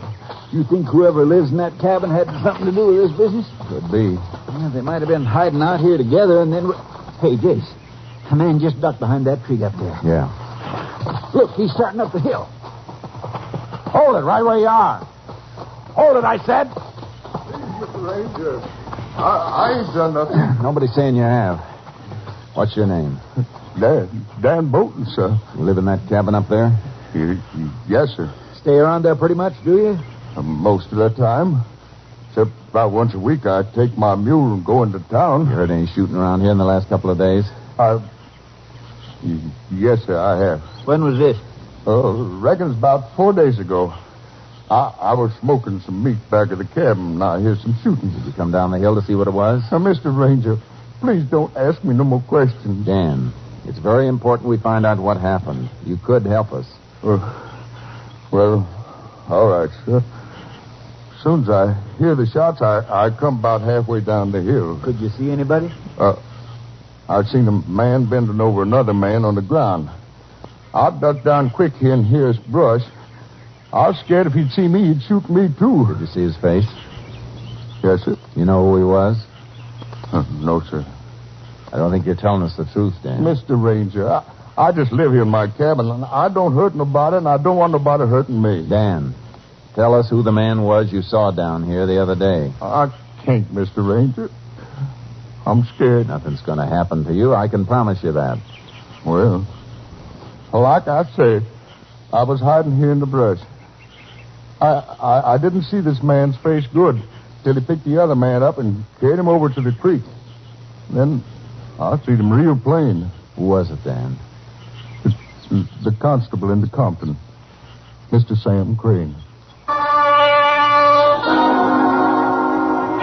We questioned the old man further. He was absolutely sure it was Constable Sam Crane he had seen. We took Dan back into town with us. When we arrived at the mortuary where the dead man's body had been taken, we put Dan in an office next to the morgue. And I phoned the constable and asked him to come over as quickly as possible. The sheriff and I stayed in the room with Palmer's body. 5 minutes later, Crane walked in. I got here as quick as I could, Jace. What's this all... Oh, Sheriff. Howdy, Crane. You wanted me for something? I found the body of a man. It could be Palmer. I'd like you to identify him. Well, sure, but why me? Why didn't you get Miss Palmer? We wanted to be sure we were right before we call her down here. There's no use getting her any more upset than we have to. Well, I didn't know him very well, Jace. Didn't you? Funny, I got the idea you did. That the body over there? Yeah, better take a look. Where'd you find him? In a creek about 10 miles from here. Pull the sheet back, will you, Sheriff? Sure, Jace. Well, Crane? Oh. You can cover him up again. It's Jeff Palmer. Who killed him? I thought maybe you could tell us that. Me? Where were you at 11:30 Monday morning? Monday? Uh-huh. Where were you? Well, I don't know, Jace. Reckon I was in my office working. I reckon you weren't, Crane. Look, How about Tuesday? The day after the bank was robbed in Holden. The afternoon that Jeff Palmer disappeared. Jace, why are you asking me all these questions? Because we think you and Palmer robbed that bank in Holden. What? The morning after the stick-up, you got the circular saying some of the money was hot. Now, wait a minute, Jace. You went out to warn Palmer. And when you found out he'd already spent some of the money and would probably be traced, you had to shut him up. You took him out the creek and killed him. You're crazy, Jace. If I did that, you think I'd have reported finding one of the stolen bills? You had to do that. If you hadn't reported it, the bank would, and you knew it. That's a pretty serious accusation you're making, Jace. I wouldn't be making it unless I was pretty sure of what I was saying. How can you be so sure? Come into the next room with us, Crane. What for? You'll find out. Better take his gun, Sheriff. Look, you. Hold still. That's better. Now, come on. Fine friend you turned out to be. Think I like doing this? Dan? Yes. Who's this? Dan, take a look at this man. Yes. You know him? Yes, sir. You sure you know him? Yes, sir. He's Mr. Sam Crane. Where'd you see him last? Mr. Ranger. Just tell us where you saw him, Dan. Out the creek at my place. You lie. Hold it, Crane. Dan, when you saw him out at the creek, what was he doing? He takes some man off the ground and put him in the creek. That's a lie. Jace, I've known you for 10 years. You're going to take his word against mine? Yes, I am. Without giving me a chance? You had your chance when Palmer's wife came in and reported him missing. You tried to brush her off. You're a liar. I didn't know why you were so lax then, but I do now. You were afraid we'd find your partner's body. Why, Jace? I'll kill you, you liar. I don't think you will. Try that again, Crane. You can't railroad me like this. I'm still a police officer. That's something I've been ashamed of for the past 3 hours. Come on.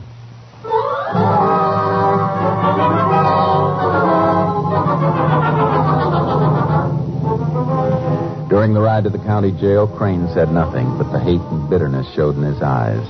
We booked him for murder and locked him up. We searched his house and found the money from the bank robbery sewed inside a mattress. 2 months later, Crane was tried in the district court at Holden for armed robbery and murder. As the arresting officer, I was subpoenaed and took the stand against him. The trial lasted a week. When the jury left the courtroom, I went outside and stood on the courthouse steps. After a while, the sheriff came out and walked toward me. Well, it's all over, Jace. Jury recommended the chair. They didn't seem to have any trouble deciding he was guilty. No, I reckon not. I didn't know you'd walked out till after the jury came back. Sorry you didn't get to hear the verdict. It's all right, Sheriff. I wasn't anxious to hear it. Jace, you don't mind my saying so. You're taking this thing too hard. Maybe so. Crane is no good. He's rotten clean through. You ought to be glad you helped him get what he deserves. Somehow I can't feel that way. It's bad enough sending a man to the chair any time. Somebody you've known and worked with. Yeah, I reckon I understand how you feel. The deputies are bringing him out now. I was hoping I'd see you before they took me away, Pearson. Hello, Crane. Wait a minute, boys. I got a few words to say to Pearson here. Never mind what you've got to say. Charlie, take him on. Just a second. What were you going to say, Crane? You think you're pretty smart, don't you? Testifying against me like you did. I only did what I had to. Yeah? Well, listen, Pearson. I'll get you. I'll get you over the last thing I do. Sorry you feel that way. You hear me, Pearson? I'm going to get you. Take him away, boys. I'll get you, Pearson. I'll get you. Dirty scum. He ought to have his face pushed in. Come on, Sheriff. Let's go get some coffee.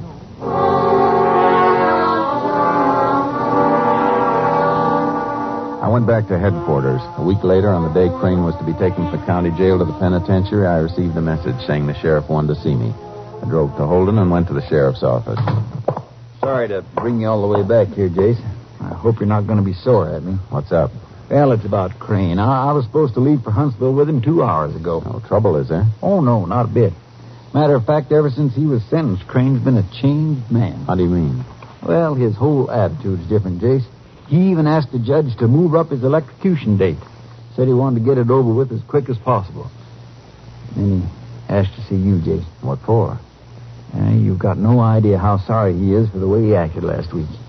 When he begged to see you, well, it was one favor I just couldn't refuse him. I'm glad you didn't. Where is he? I got him locked up back here. We're all set to leave. You want to wait till I bring him out? I'll go with you. I just can't get over the way he's changed. I reckon it's knowing he's going to die that did it. Well, whatever it is, I'm happy to hear he has changed. You know how bad I felt about this whole thing. Yeah, and last week I thought you were wrong. Now I'm ready to eat my words. Here we are. Crane? Okay, Sheriff.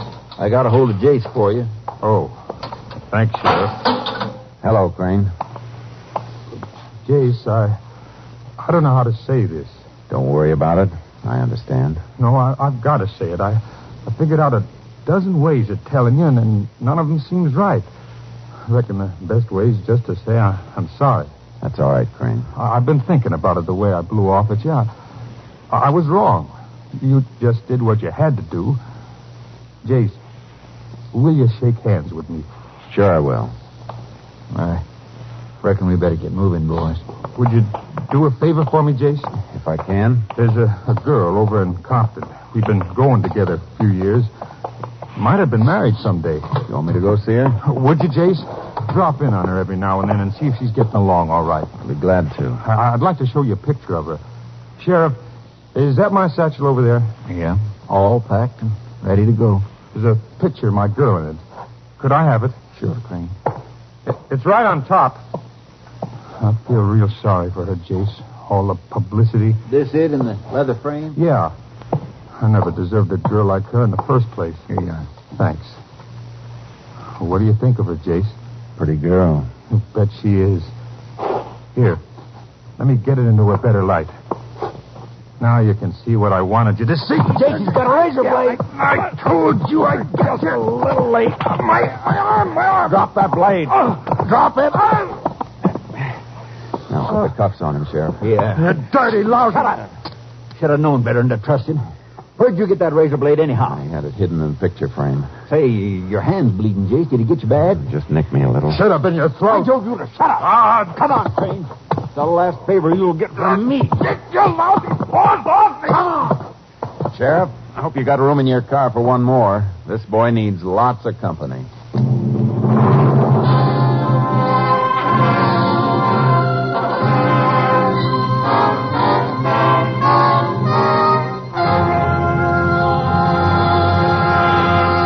In just a moment, we will tell you the results of the case you have just heard.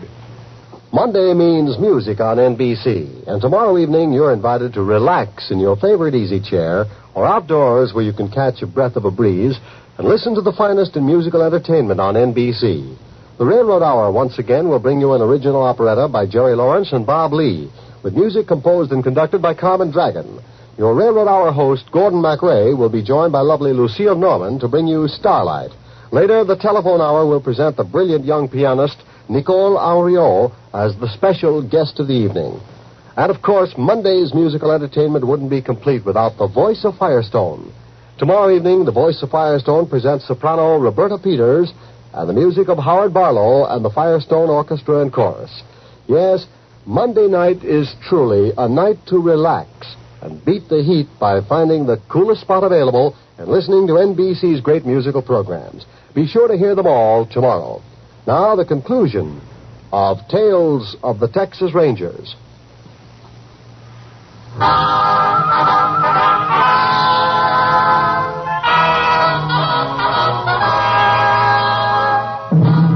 And now, here are the results of the case you have just heard. Sam Crane was taken to Huntsville Penitentiary and confined in the special cell block set aside for condemned prisoners. 93 days later, still defiant, he died in the electric chair. Next week, Joel McRae in another authentic reenactment of a case from the files of the Texas Rangers.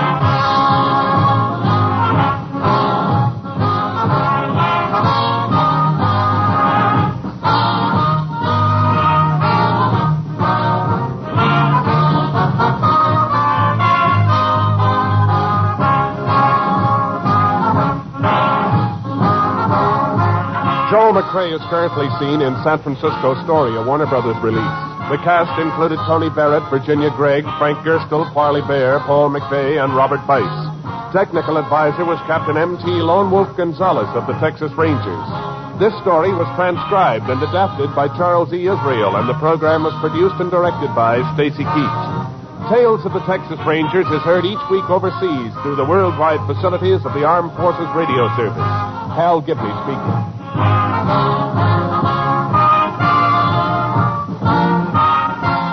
Tonight, hear the Hollywood Bowl concert on NBC.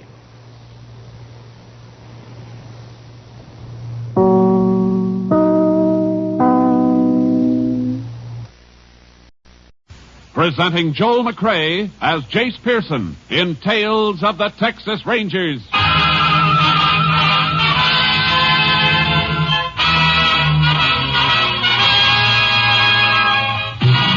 Tales of the Texas Rangers, authentic stories from their official files. Texas, more than 260,000 square miles, and 50 men who make up the most famous and oldest law enforcement body in North America.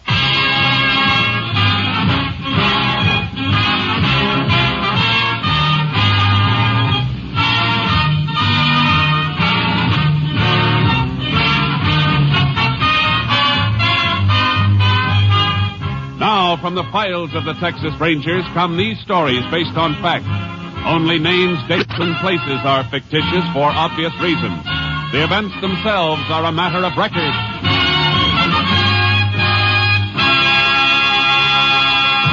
Tonight's transcribed case, Dead or Alive.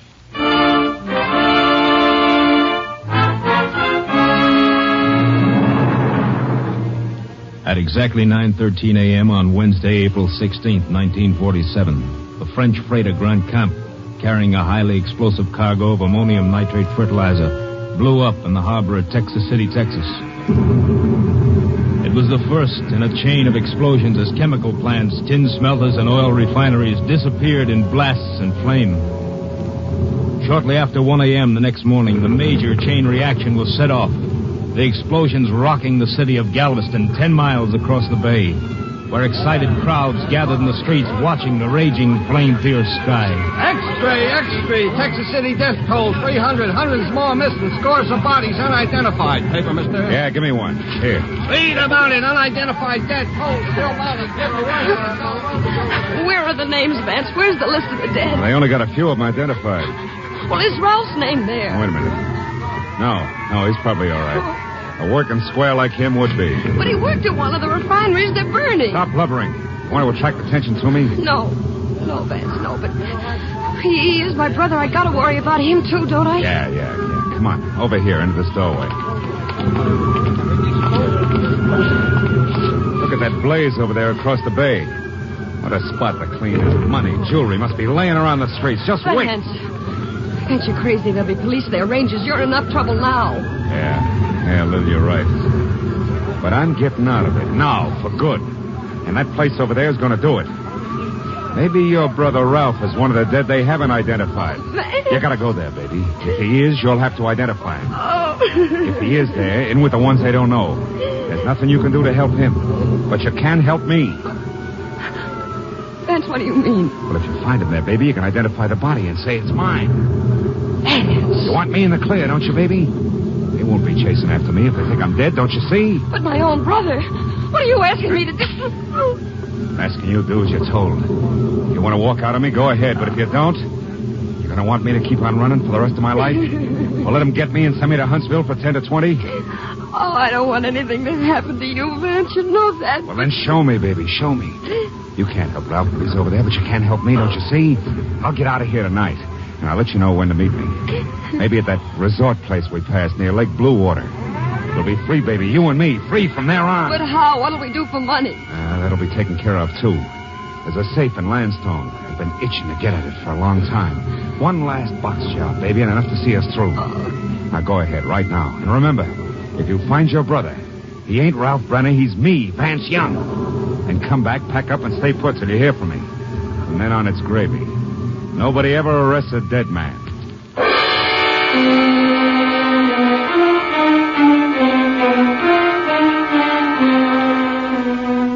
By Friday morning, April 18th, more than 200 bodies, many still unidentified, were laid out in the Texas City High School gymnasium.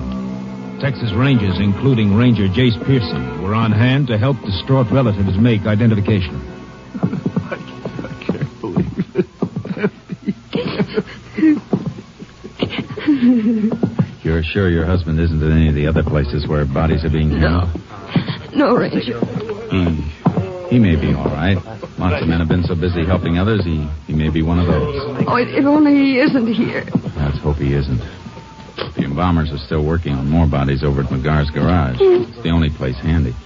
Keep your hopes up, but don't hope too much for a while. I'll be all right. Might as well start looking through this next row now. They're pretty bad cases. Recognize anything on this one? No.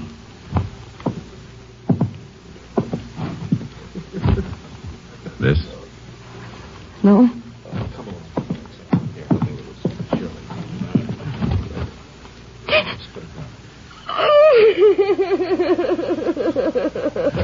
I'm sorry. I'm very sorry, ma'am. Are you sure? That ring on his finger. I gave it to him a long time ago. Yeah, I know. It isn't easy, but try and get a grip. I'm all right, Ranger. You better give me the name for the tag. His name is... Vance. My husband, Vance Young.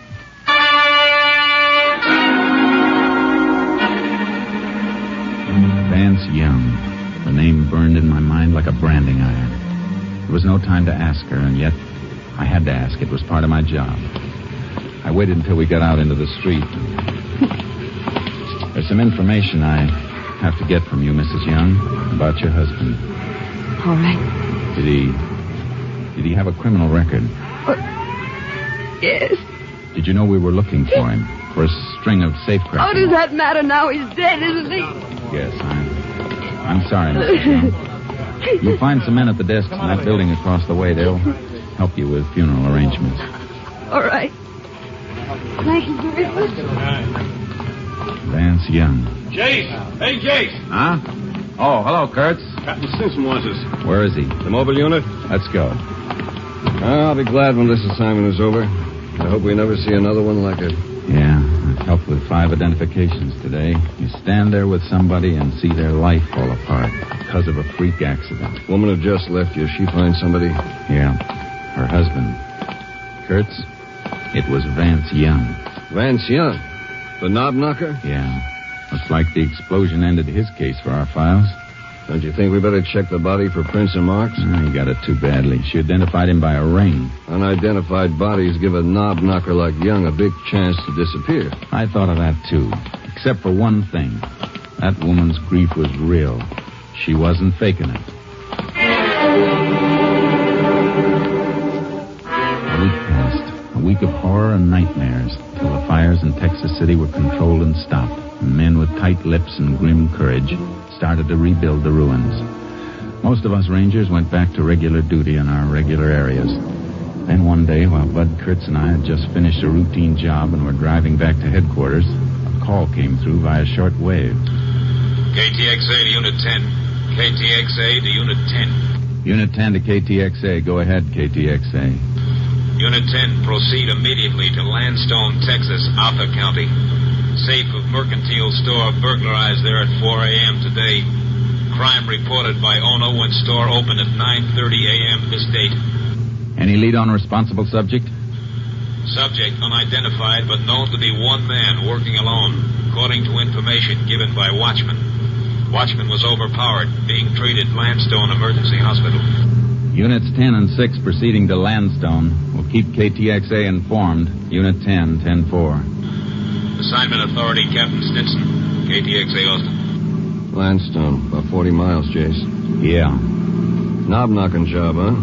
Yeah. At least, though, there's one safe specialist we can eliminate right from scratch on this one. Who? Vance Young. Oh, yeah, I almost forgot about him. Dead men don't rob safes, do they?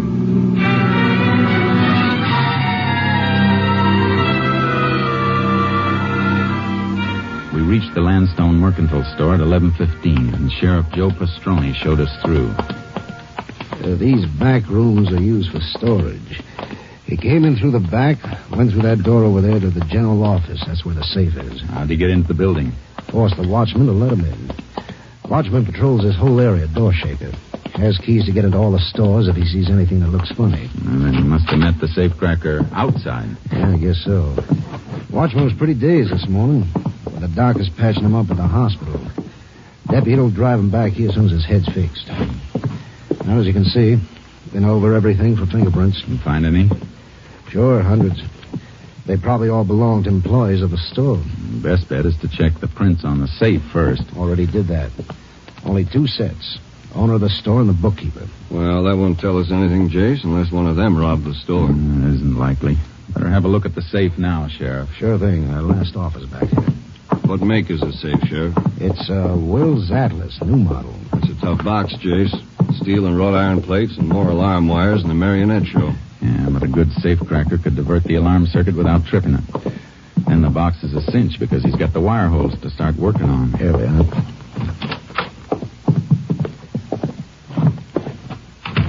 You figured it, Jace. Backplate blown clean out. Yeah, and didn't even have to drill.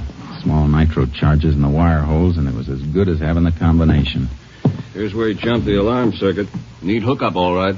You take the pictures of all this, Sheriff? Yeah, I can pick up a set in my office if you like. Thanks. Oh, Winky. Howdy, Sheriff. Rangers. I've been waiting for you.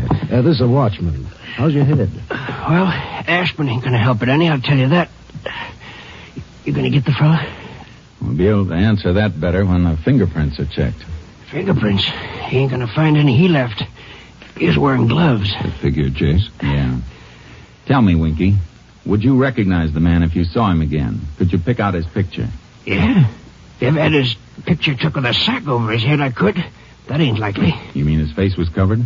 Had a sack over his head, like I told you. Holes for the eyes. He ain't gonna catch him by no fingerprints or pictures. Maybe you ain't gonna catch him at all. Oh, I wouldn't say that, Winky. Sheriff, would you mind going down to your office for prints of the pictures of the scene here? I'd like them sent on to my headquarters for an MO check. Sure. Take care of it right away. What kind of check is an MO check, Ranger? It means modus operandi, Winky. All criminals have definite methods and habits. They're repeated on each job they do. Forms a pattern. Well, there's sure a pattern here, all right, Jace. Method of entry, where that circuit was jumped, sack mask, nitro charge in the wire holes. Yeah, and it fits 3 men. 3 safecrackers we've followed before. Yeah, there's Bert Larkin. He's still doing time in Folsom for a job he pulled on the coast. Yeah. And the other 2 are Jack Fontaine and Vance Young. Yeah, but Young is dead. That leaves us Fontaine. You mean you know who did it? Without nothing to tell you? There's plenty to tell us. The modus operandi can be almost as good as a fingerprint or a signature. I'll be winged.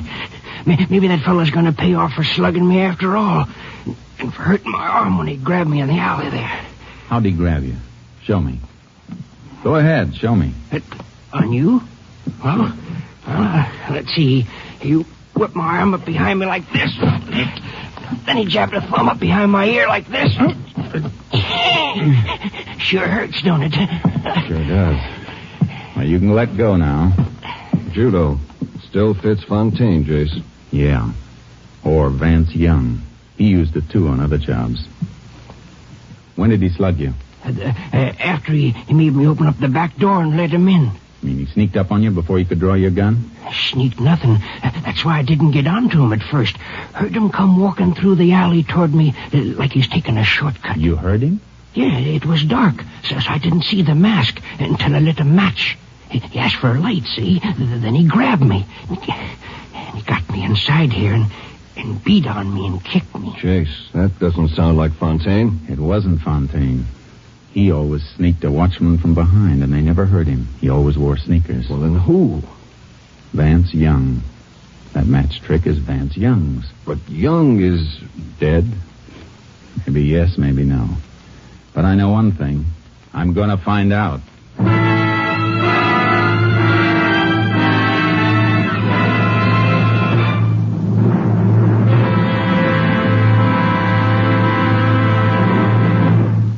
You are listening to Tales of the Texas Rangers, starring Joel McCrea as Ranger Jace Pearson. And now, we continue with tonight's case, Dead or Alive, an authentic story from the files of the Texas Rangers.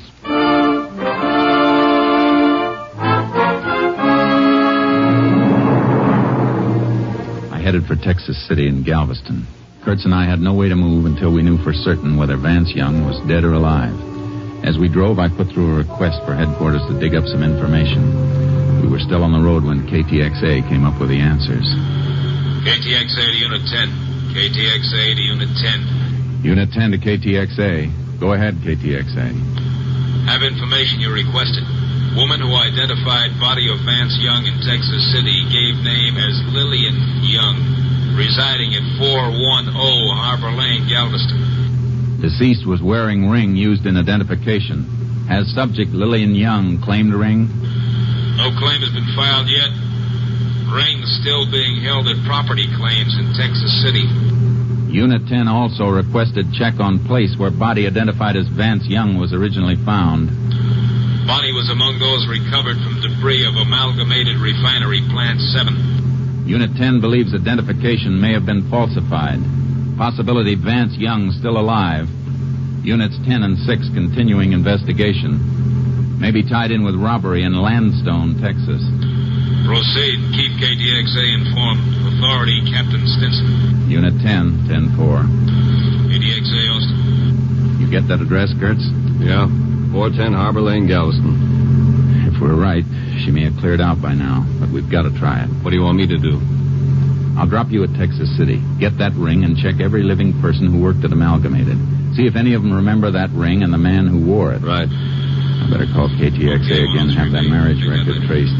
Find out when and where that woman married Young. What her maiden name was, everything we can get. To be in Texas City in a couple of minutes. I can start the check from there and bring the information to you where we meet. The Harbor Lane address in Galveston.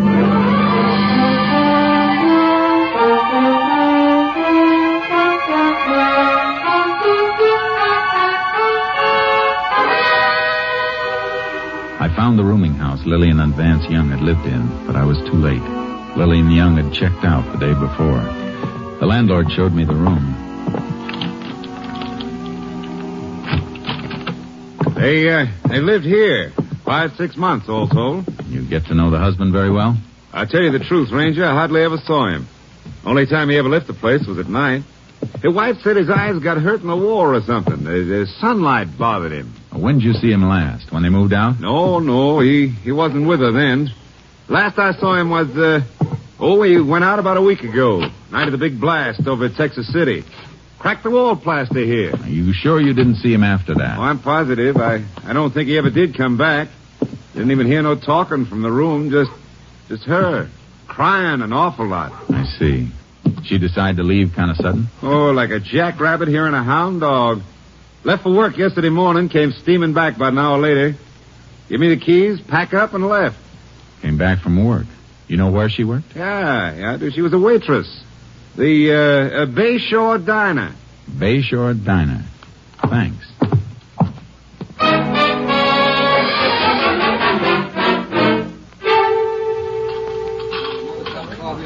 So she up and quit on me just like that yesterday morning. Right smack in the middle of the breakfast rush, too. Because the postman come in and gave her a special delivered letter. Who was it from? Who was it from? With 20 orders of ham and in the fire, I got time to read a mail?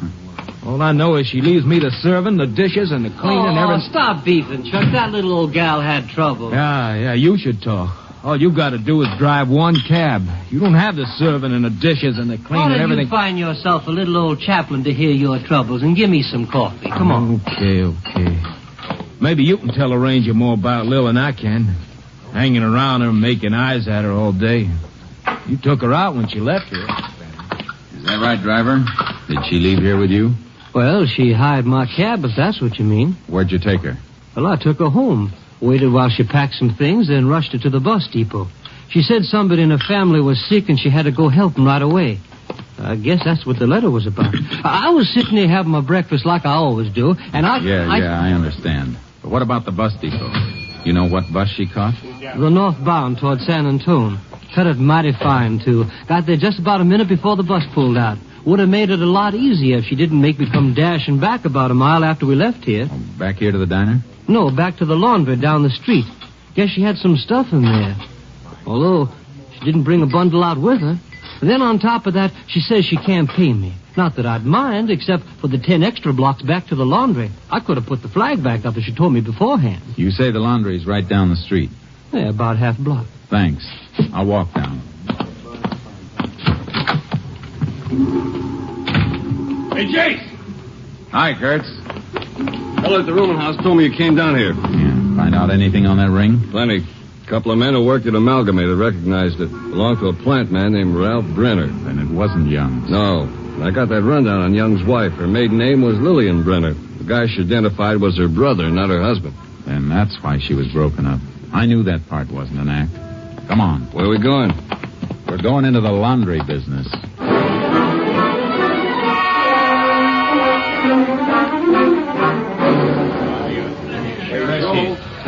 Yeah, she was real upset because the things wasn't ready, but you know how it was, Ranger. We was almost 10 days behind because of Texas City. They was even using our delivery trucks for emergency over there. Some of our men left the job to help out. Yeah, sure. But what did she leave here? Waitress uniforms? Oh, lands, no. Dinah up there has a regular uniform service. All she ever left here was men's shirts. Probably Vance's shirts, Jace. Yeah. Real good shirts, too, Ranger. Kind you don't have to starch at all. And real fancy colors, too. Dude wouldn't want to be found dead in some of them. Did she say she'd be back to pick them up? Oh, no. She asked me to send them to her, COD. Said she needed the money she had on her for traveling. Shirts like that, you'd think her and a man was living off the top of the hog, but... Sure. But did she give you an address? Oh, yeah, I got it right here in this book. Right here. She wrote it down herself.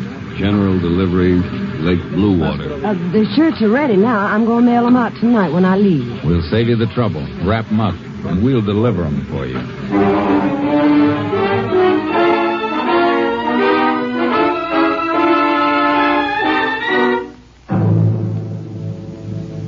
Kurtz and I headed for Lake Bluewater, towing our horses in a trailer, ready to follow Vance Young no matter which way he moved. It was dark as we drove into the town.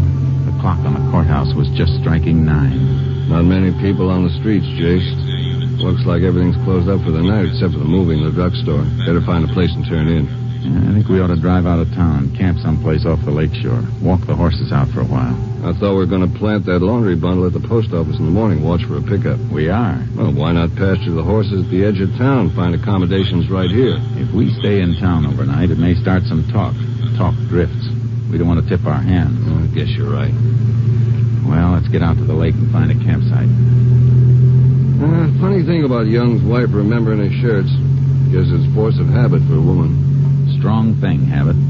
His safe-cracking habits told us he was still alive. And now maybe her habits are going to make him wish he was dead again.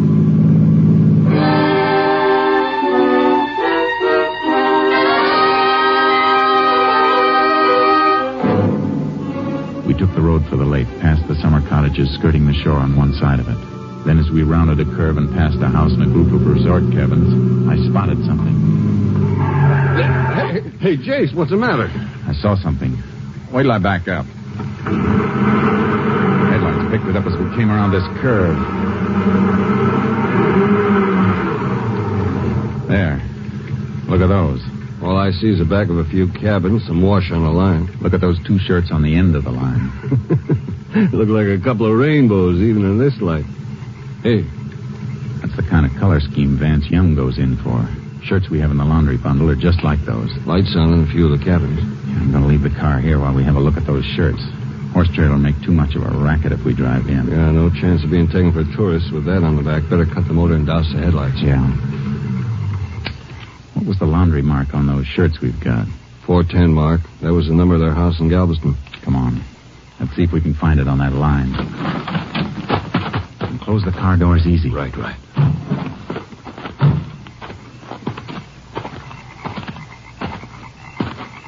Take one of them down so we can get a better look at it. What's the matter? Clothespin stuck. There, I got it now. Hold it low to the ground. I'll cut my handle on the flashlight. Good. There it is. 410. These belong to our boy, all right. Quite a few cabins, Jace. He's in one of them. That's all we have to know. Come on. Start with this end cabin and go right on down the line. We better be ready for anything. Here's the first stop. Dark, Jace. Yeah, you have to feel your way around. Doesn't seem to be anybody living here. This one's empty. Now let's move on. All right, you. What? Hey, put that flash out before I fire. No. Oh, Rangers, I'll put it out. That's better. Who are you? Name's Ed Bullock. I own these cabins. Just walking back from the boat dock with a couple of guests. Saw you sneaking in the dark. You looking for a place to stay? No. We're looking for a couple named Young. Oh, well, that's funny. It was Mr. Young who spotted your shadows. Hey, Mr. Young. Was that Young just with you? Yeah. Him and his wife was right behind me when I flashed light in here. They spotted us, Jace? Yeah. Come on. Hey, hit my boat. Somebody started my boat. Is that the only boat you got down there? Only one with a motor. There's a canoe. We're not going to reach them, Jace. They'll head across the lake. How far is it, Bullock? A mile and a half. Kurtz, grab your horse from the trailer. You can beat him around to the far side if you ride hard. When you get there, flash your light. That'll keep him from trying the shore over there. Right. What about you? I'm taking the canoe. And hurry! We'll get him. Ranger, I better go up back to the office. My wife... You can faint later, Mr. Bullock. Right now, I need you. I'm going out in the canoe. Flash your light from this shore. They'll think I'm here and they won't dare land on either side. But make sure you don't turn the light on me in this canoe. All right, Bullock. Turn your light on as soon as I get out in the open water.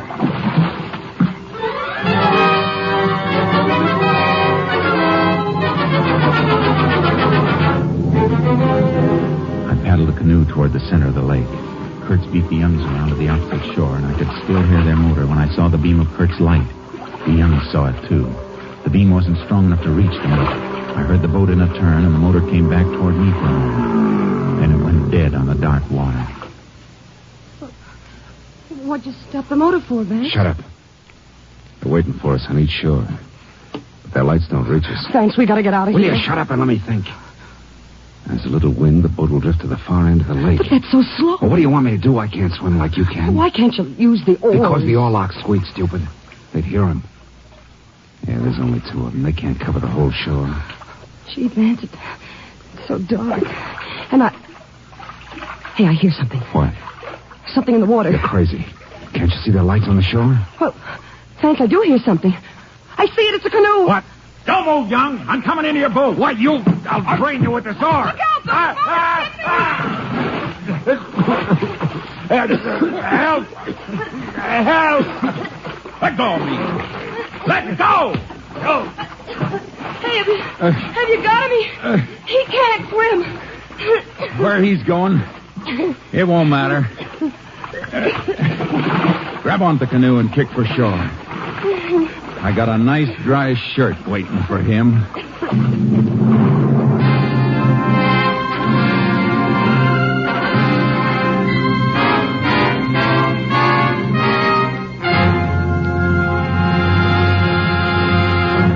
Convicted of robbing a safe in the mercantile store, Vance Young, on the basis of his previous record, was sentenced to life imprisonment at Huntsville.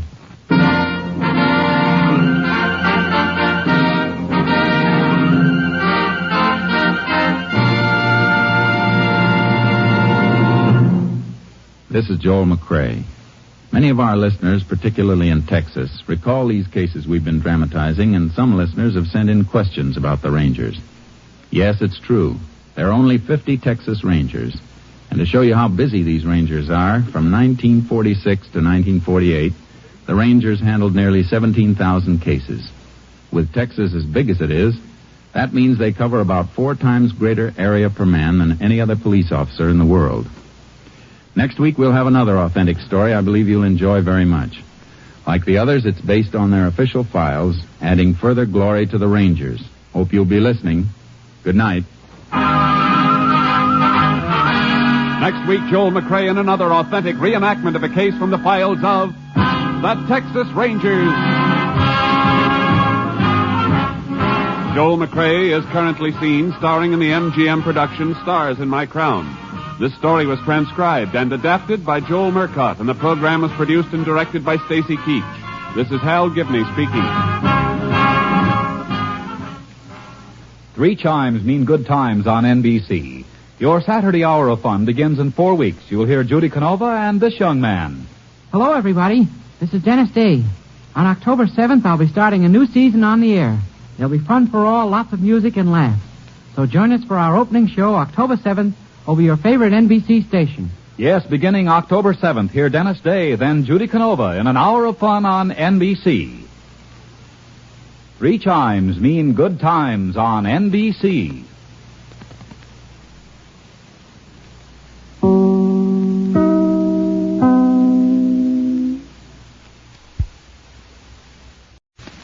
The National Broadcasting Company presents Joel McCrae in Tales of the Texas Rangers.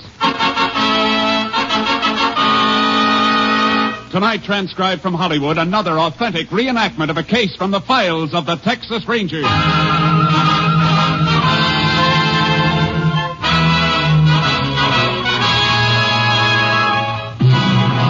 of the Texas Texas Rangers, starring Joel McRae as Ranger Jace Pearson.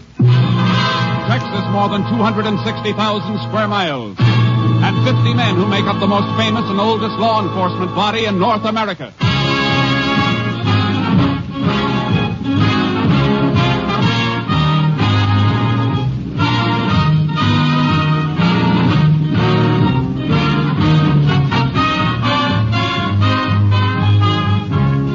From the files of the Texas Rangers come these stories based on fact. Only names, dates, and places are fictitious for obvious reasons. The events themselves are a matter of record.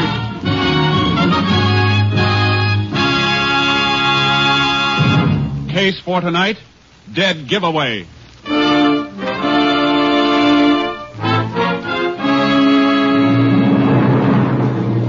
It is 1:30 a.m., December 4th, 1945.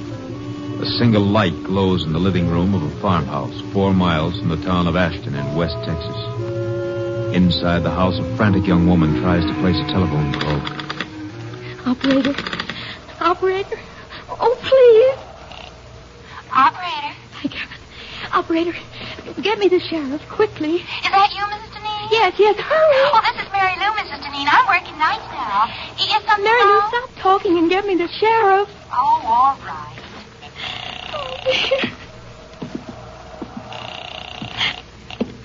Sheriff Ross speaking. Sheriff, this is Mrs. Deneen. You've got to come out to my house right away.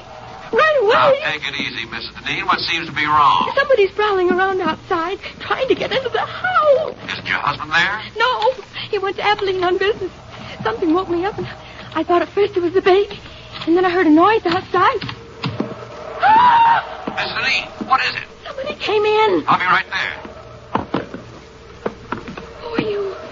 What do you want? Please!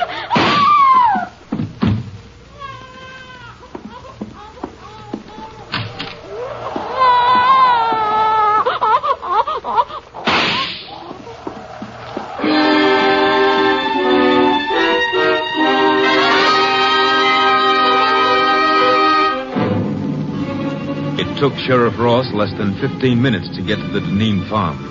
But Mrs. Deneen and her 4-month-old baby were dead when he arrived.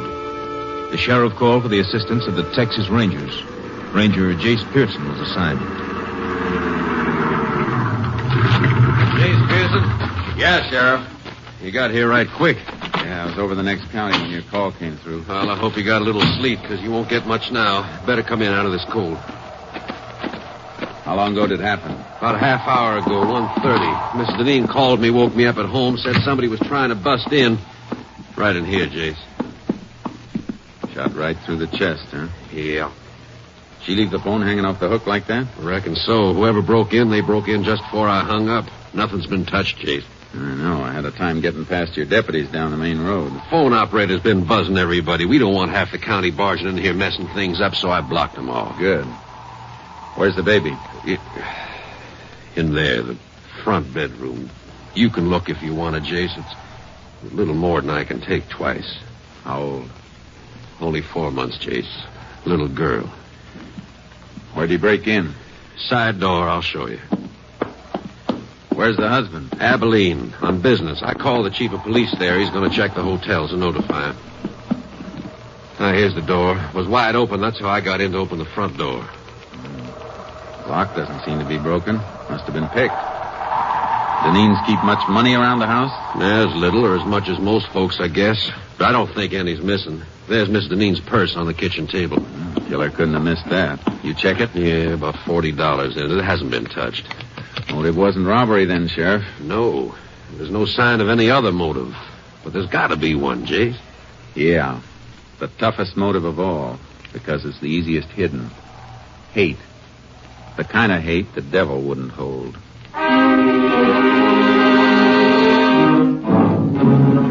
We went through the rest of the house, but we didn't find anything that would help us until we got outside. It's cold tonight, Jace. Ground's frozen hard. Yeah. If we find a trace, it won't be much. Keep your flash close to the ground. All right. Why are you working back of the house here, away from the driveway? Because I think the killer came in from this direction, probably on foot. Why? Why, you said Mrs. Deneen told you she woke up when she heard somebody prowling around outside. Yeah? A horse or a car coming up the gravel road around front would have made even more noise. Woke her up sooner. Say, that's right. I heard your car coming from quite a ways off. That's why I was standing out in front to meet you when you drove up. Wait a minute. What is it, Jace? Piece of baling wire. Bent in the shape of a key. Well, that must be what he used to get in. Maybe. Or maybe that's what somebody wants us to think. Let's take another look at that door. Yeah. What makes you think the wire was planted there, Jace? I'll tell you better when we try it in the lock. Well, beats me why a killer'd leave something deliberately. That's what makes me think something's wrong. Now, this wouldn't have been dropped so close to the house. And grab the door and hold it up high. You don't want to mess up any prints around the lock. You got it. Now, let's see how this wire fits. Yeah. Goes in perfect, Jace. Yeah. Watch when I turn it. Yeah. Hey, wire's just twisting. And it'll keep on twisting. This wire isn't strong enough to turn the tumbler in the lock. Then how did the killer get in, Jace? If you ask me, Sheriff, I think he had a regular key.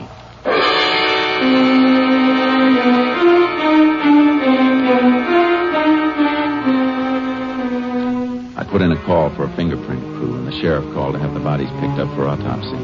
Then we went outside and started trailing again. We found a few directional traces, but they petered out in the darkness. Can't see anything at night on this ground, Jace. Try cutting back and forth a little further. Yeah, all right. Man we're following was weaving, trying to throw us off. It just makes it tougher to track. He's got to be headed for someplace, some definite direction. We might as well establish which direction. Yeah. Guess there's nothing much we can do except this until we have some daylight. Save us an hour in the morning. Then we can track on horses without wasting time finding out which way to go.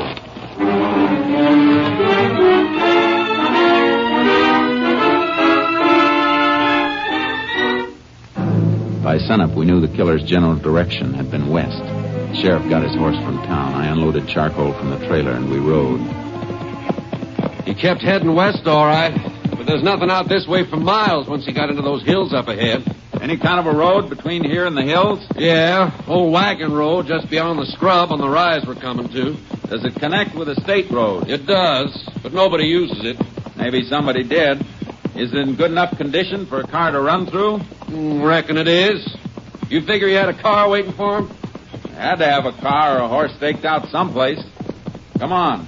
Let's make right for the road. Yeah. Wagon road lead to any other farm in the area? Used to lead to the old Mullen place, but that's burned out. Nobody living there anymore, huh? No, old folks dead. Young Ted Mullen moved away a couple of years ago. Oh, here's the road. Oh, boy. Ooh, charcoal. Headed pretty straight last tracks we saw.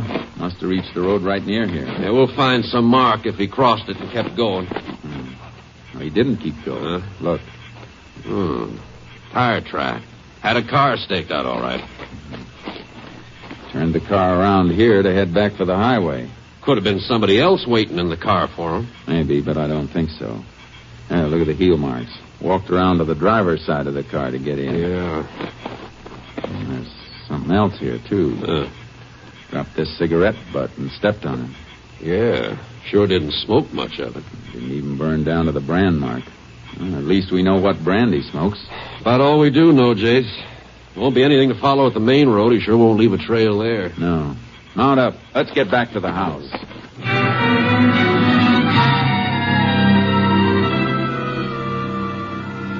We rode back to Deneen's.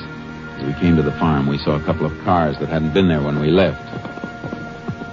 Looks like company, Sheriff. The car next to mine belongs to our lab. The others must be the coroner's. Oh, coroner ought to have been and gone by now. Nope, no, that isn't the coroner's car, Jace. Blue sedan, that belongs to Walter Deneen. The husband? Yeah, must have got back from Abilene.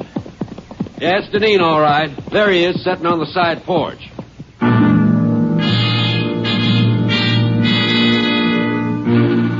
Walter Deneen sat with his face buried in his hands until we dismounted and walked up to him. The lab crew was in the house looking for latent prints. Howdy, Walter. Oh. Howdy, Sheriff. Walter, I can't tell you how... Don't say anything, please. Ask me anything you like, but I don't want anybody else telling me how sorry they are. You better let me talk to him, Sheriff. Sure, Jace. Mr. Deneen, It'd help us a lot to know one thing. You or your family have any enemies? Enemies? Could there be an enemy as bad as this? We know the house wasn't robbed. Have you ever had any trouble with anybody, no matter how small it seemed? Now's the time to remember it. If there was anybody, I wouldn't tell you. I'd take care of it myself. That's no way to be, Walter. Don't go telling me how to act, Sheriff. You didn't come home to your house 10 minutes ago. You didn't find your wife and kid the way I found mine.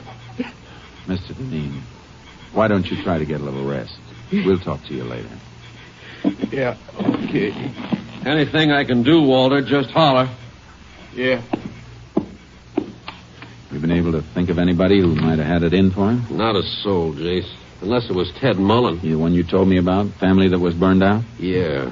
But, Jace, that was 5 years ago. But sometimes hate doesn't die with age. What happened? Old folks just got to brooding and died off after their house burned. Young Ted blamed Walter. Why? Windmill at the Mullen place was busted. They tried to borrow from Walter to get it fixed, but he turned them down. Ted said if the mill had been working, it would have pumped enough water for him to put the fire on. Young Mullen the kind to hold a grudge? Well, after 5 years, Jace. And he moved out a long time ago. Where? Who knows? Come on. I'll call my headquarters by radio. Maybe they can get a line on Mullen. All right. If they find out where he is, it won't do any harm to check on where he was last night. It won't hurt any. But I can't believe that a man after... Hey, hold it, Sheriff. Well, that's only Walter's car, Jace. What are you looking at? The design of the tire tread. Look at him. Oh, that may be. It's the same design we saw in the dirt road where the killer picked up a car to make his getaway. But, Jace, that was hard ground. Could barely see the tread. And tires like that are standard on lots of cars. Yeah, I know. Just the same, I want to look this car over. Left his ignition keys in. You going to start it? No. Just want to take a look at the dash. He said he got back from Abilene 10 minutes ago, didn't he? That's what he said. Take a look at that temperature gauge. Let me see. Register's cold. Yeah. Only it should be pretty warm if he finished the drive a couple of 100 miles just 10 minutes ago. Could have dropped back, Jace. Not in 10 minutes, Sheriff. It's a cold morning, but not that cold. Well... I want to talk to Deneen again. You see something else? I sure do. Look at this on the frame of the door. Service station lubrication sticker. Yeah. Dated December 2nd, day before yesterday. 18,412 miles. The mileage on the dash shows he's driven less than 200 miles since then. He couldn't have been in Abilene. Well, wait a minute, Jace. I admit that looks funny, but the man we were chasing, he ground out a cigarette, remember? Well, what about it? I've known Walter since he was a boy, Jace. He don't smoke. Sheriff! Oh, Mary Lou Simmons, phone operator. Who let you in, Mary Lou? I told the deputy I put Mrs. Deneen's call through to you last night. He thought you might want to talk to me. Ain't it just awful? You talk to her. I was still on the line after you hung up, Sheriff. I heard it all, the shots and everything. You hear any voice beside Mrs. Deneen? No, I just heard her say, "Who are you? What do you want?" And then the shots. That was all. You sure she said, "Who are you"? Oh, cross my heart. I heard it as plain. Guess you don't want to talk to Walter now, do you, Jace? No, I guess not.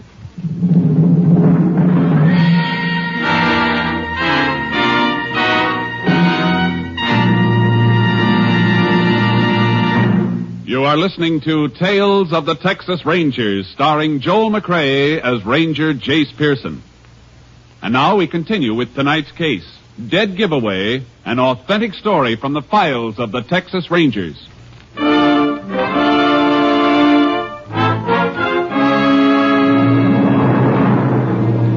didn't want to question Walter Deneen until I'd had a chance to check on his movements. The sheriff and I drove into town and called the Abilene police. The answer didn't fit. Don't think there's any doubt about who he was, Ranger. Okay, thanks. Thanks very much. Well, guess that does it, Sheriff. Deneen was in Abilene, huh? Uh-huh. Checked into the Harris Hotel yesterday about noon. Checked out again at 2:10 this morning, right after the police notified him of the murder. Police could have spoken to anybody on the phone. They didn't tell him by phone. Police sergeant went up and told him direct. Oh. Description of Walter tallies, too. But there's something that doesn't tally, though. Mileage on that car. Could be something wrong with the speedometer cable. Happened in my car a few weeks back. Maybe. And I'll be back sometime tomorrow. Where you going, Jace? Abilene.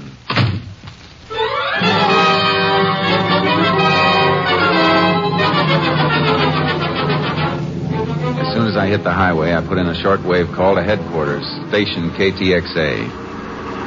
Unit 10 to KTXA. KTXA. Go ahead, Unit 10. This unit en route to Abilene. Request Abilene police secure names of all contacts made by subject Walter Deneen, registered Harris Hotel, there yesterday. Will do, Unit 10. Unit 10 sent piece of wire back to lab for examination. Any report yet? Not yet. Wire and fingerprints both under study. We'll keep you informed. 10-4, Unit 10, clear. KTXA, Austin.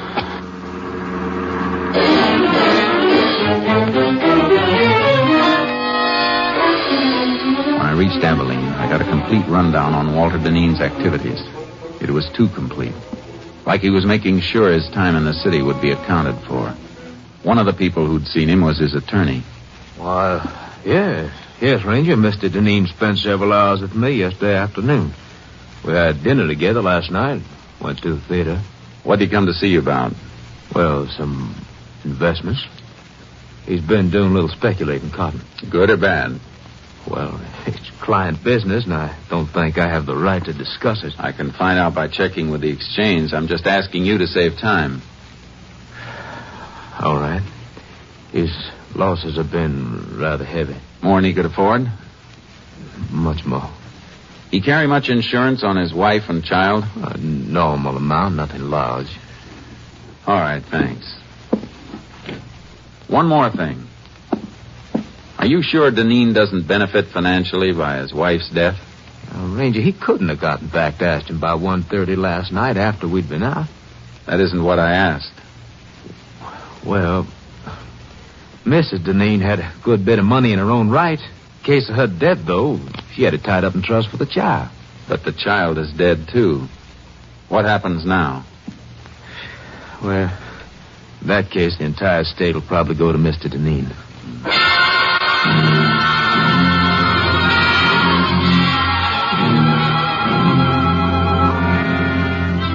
I made one more stop before I headed back to Ashton. I paid a visit to the garage at the Hotel Harris. I keep the location of all guest cars on this index rack so we'll know which stores they're in when they want them. Was Walter Deneen's car in here yesterday? Deneen? That's D-I-N, isn't it? Uh-huh.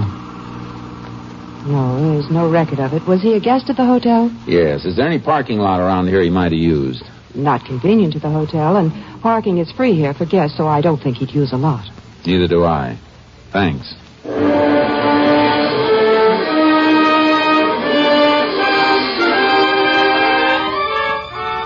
Before I left Abilene, I called my headquarters. They had a report. No strange prints had been found in Deneen's house. The wire key looked like a plant. I hung up and made another call to Sheriff Ross. I'm beginning to wonder about Walter myself, Jace. Why? He's been kind of curious about where you are. I told him you went to Abilene, just to see if it'd draw him out. Good. How'd he react? Kind of nervous. Then he said something about flying up to Abilene and back. Of course, he never did say he drove it. No, but he gave the impression that he drove. Well, even so, he was there when the killing took place. Yeah, but the killer had the use of Deneen's car. Can you get your hands on the car? Well, it's over in back of the funeral parlor right now. That's where Deneen said he was going just a few minutes ago when he stopped by to ask about you. Well, grab that car and check it for fingerprints. I'll be there as fast as I can roll.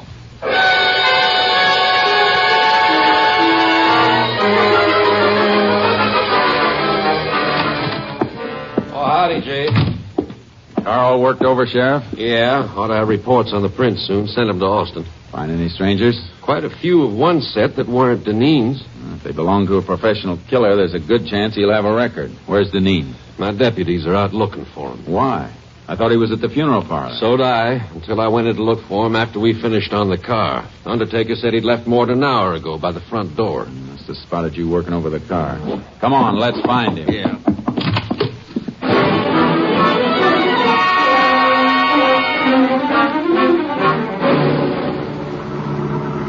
Not at the house, not any place in town. Where could he be if he hasn't run out? Trying to cover up for a couple of mistakes? He won't run, not yet. Why? Because his alibi is airtight. We can shake it, but unless we find the killer he hired, we can't shake it enough. He took a big gamble, and he's got too much at stake to run off. His wife's money? How'd you know about that? Just thinking back. A little late. Folks knew Mrs. Deneen's family left her well off. Walter married her not long after they passed on. A lot of people thought the money had something to do with it. I wish you'd remembered that sooner. Well, Jace, they seemed close. And then there's the baby. Baby was just something extra that got in Deneen's way. Oh.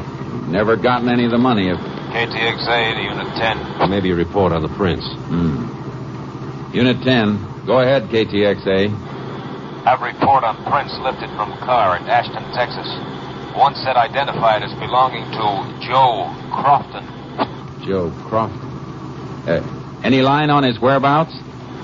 Finished serving parole 4 months ago. Last address known to parole office was shack located western slope of Casket Mountain. 10-4. Unit 10, clear. KTXA Austin. Crofton must be the killer then, Jace. I'll bet on it. How far to Casket Mountain? About 20 miles, then turn south another 5. After that, well, we'll need horses if he's far up. Should have brought your horse along the trailer with charcoal. I can borrow one. Crofton's going to be tough to take. You sound like you know him. I wrote the ticket for his last trip to Huntsville 6 years ago. That was murder, too, but he copped out with a manslaughter plea. Better not take any chances, Jace. If he starts shooting, we'll have to toss it back dead center. No. We got to take him alive. He'll talk to keep from burning once we get him. Yeah, I see. If Walter Deneen paid him to do the job, he's the only one who can break Deneen's alibi. That's right. So no matter what happens, we got to take him alive.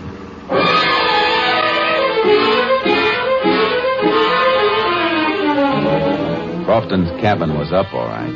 Way up. The sheriff borrowed a horse from the man who directed us. Quite a climb, Jace. Well, not so bad following this wash, though. Suppose he isn't there. I got a hunch he will be. I don't think Deneen had enough money to pay for this killing. He was almost broke. You mean he planned to pay off out of his wife's money when he got it? Yeah. Wonder how Walter arranged for him to get the car that night. Not much to arrange. Left it near the airport with the keys in it.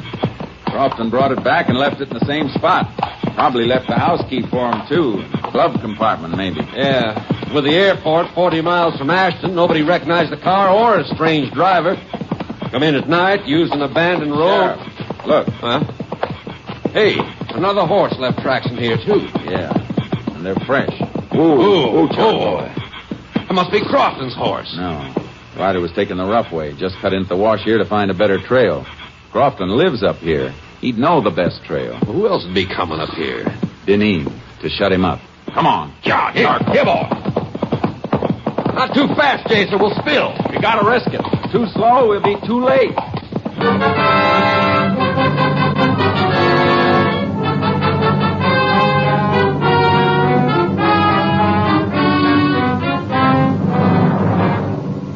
We reached the shack and crept up on it.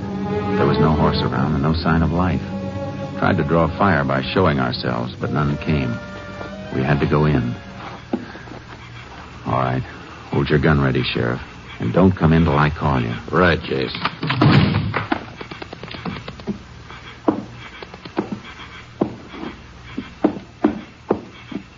All right, Sheriff. Come in. Nobody here, huh? Oh, wait a... Oh. That Crofton? Yeah, that's him. Deneen got here first. Jace, this fella looks like he shot himself. Gun's in his own hand. Now, what's his paper beside him? Let's see. Jace, he did kill himself. This note says so. Confesses the murders, too. Sure it does. But Walter Deneen wrote that.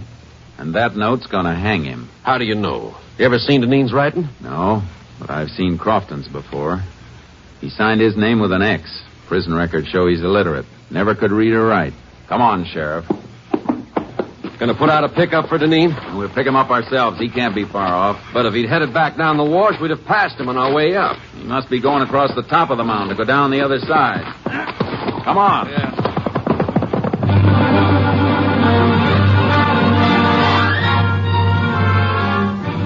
We raked our horses as fast as they could move. We spotted a rider ahead of us as he topped the slope.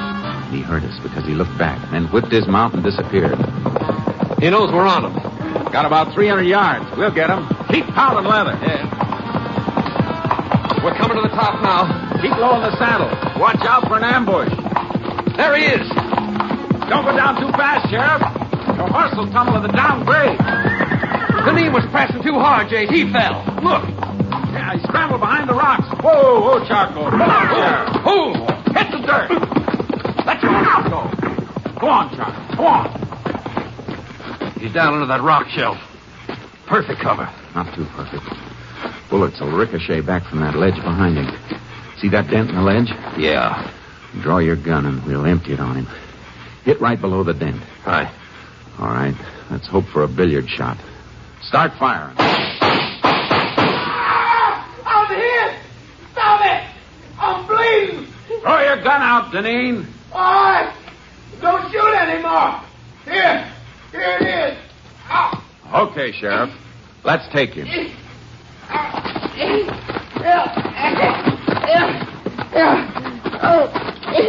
I'm hit.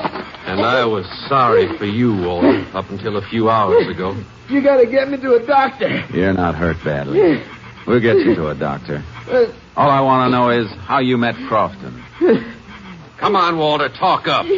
I saw his picture in the paper when he got out of jail. I made a deal with him a couple of months ago. Yeah. A deal to wipe out your own wife and kid. Oh. Must be great to be as brave as you are. Get up, Dineen. You got a long way to go.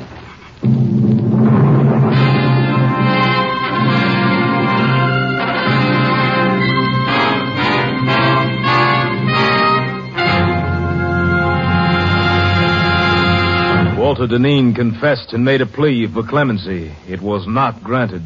And on the 11th day of October, 1947, he died in the electric chair at Huntsville.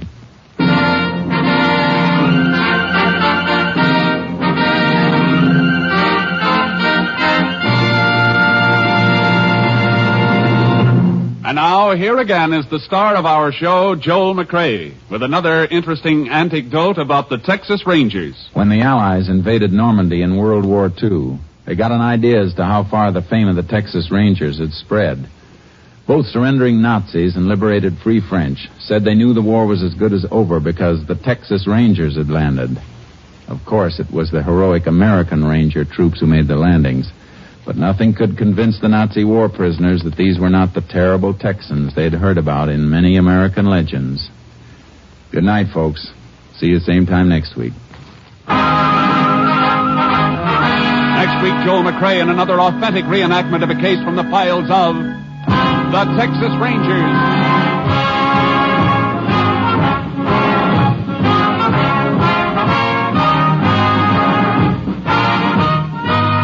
Joel McCrea is currently seen starring in the Universal International Technicolor production Saddle Tramp.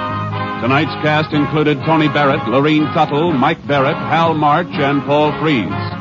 This story was transcribed and adapted by Joel Murcott, and the program was produced and directed by Stacy Keach. This is Hal Gibney speaking.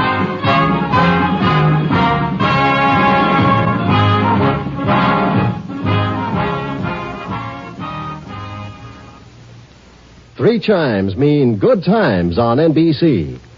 Monday means music, fine music on NBC.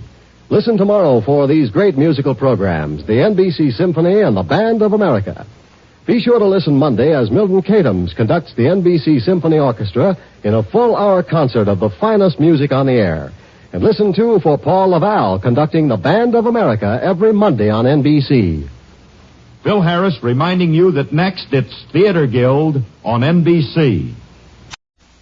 The National Broadcasting Company presents Joel McCrea in Tales of the Texas Rangers. Tonight, transcribed from Hollywood, another authentic reenactment of a case from the files of the Texas Rangers.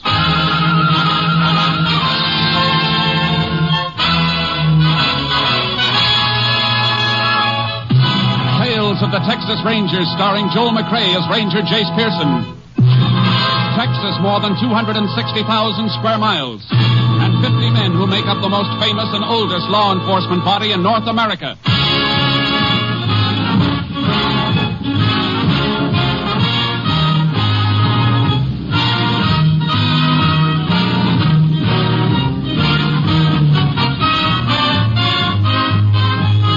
Now, from the files of the Texas Rangers come these stories based on fact. Only names, dates, and places are fictitious for obvious reasons. The events themselves are a matter of record.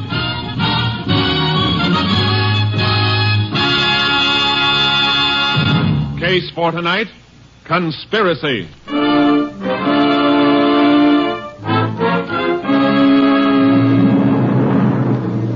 It is 2 p.m., the afternoon of October 17th, 1926.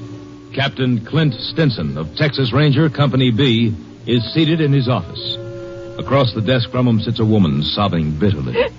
They killed him, I tell you. They shot him down in cold blood the way they'd shoot a dog. Now, get a grip on yourself, Mrs. Wendell. Oh, help me. Please help me. Ed was a good man. Our baby's only 7 months old. Now Ed is dead, and the man who killed him is walking the streets of Crescent as though nothing happened. Crescenta?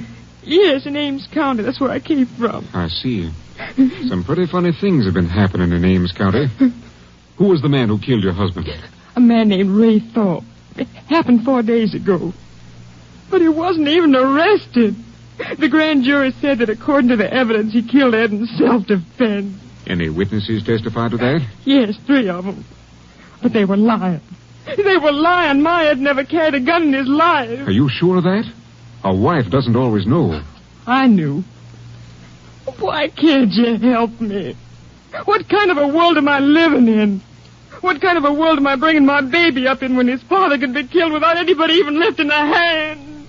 Now, just take it easy, Mrs. Wendell, please. Yes, Captain. Get me a Sheriff Porch at Crescenta in Ames County. Yes. What are you calling him for? I want to help you, Mrs. Wendell, if there's anything that calls for help. You won't get the truth from Sheriff Porch. You said yourself that funny things are happening in Ames County. Funny things are liable to happen in any county where there's a big oil strike. Drifters and floaters crowd in. You can't always condemn a sheriff for what happens. You mean it's just too bad if a man gets murdered? I didn't say that, ma'am. Yes. Sheriff Porch, Captain. Go ahead. Hello. Hello, Captain Stinson. How are you? Fine, Sheriff. I'd like a little information. Sure thing. What about? Man named Ed Wendell, shot and killed in Crescenta by a man called Ray Thorpe. Well, there ain't much I can tell you, Captain. Thorpe killed Wendell in self-defense. Wendell's always been, well, sort of a hothead, troublemaker. Started to fight with Thorpe and pulled a gun on him. Thorpe had to kill him to save his own hide. I understand there were witnesses. There sure were, 3 of them. And one of the 3 was my deputy. Open and shut case. I see. Well, thanks, Sheriff. Just checking. What brought the case to your mind? You have some sort of a complaint? Wendell's wife thinks he was murdered in cold blood. Well, Captain, you know women. Can't believe anything wrong about the men folks. That happens. Thanks, Sheriff. Anytime. Goodbye. Goodbye. You don't have to say anything. I know what he told you. Mrs. Wendell, I'm sorry, but there's nothing much I can do. He left the house smiling, waving to the baby. And he never came back. And they wouldn't even let me see him again after he was killed. What's that? Mrs. Wendell, are you telling me that you never saw your husband's body after he was dead? No, they wouldn't let me. They said it was a law because of the way he got killed. There's no law like that. Are you sure you're telling me the truth? Why would I lie to you? You never saw the body? No, I tell you, they buried him in the county cemetery the day after he was killed. Do you know if an autopsy was performed? No, I don't know. I see. Mrs. Wendell, if I can get an order to have your husband's body exhumed, will you give your permission? Yes, but... Oh, they won't let you do it. They're not going to know it's being done. Yes, Captain. Put out a call for Jace Pearson. Tell him to report to me immediately. And bring Steve Clark in, too. Then get me headquarters at Austin.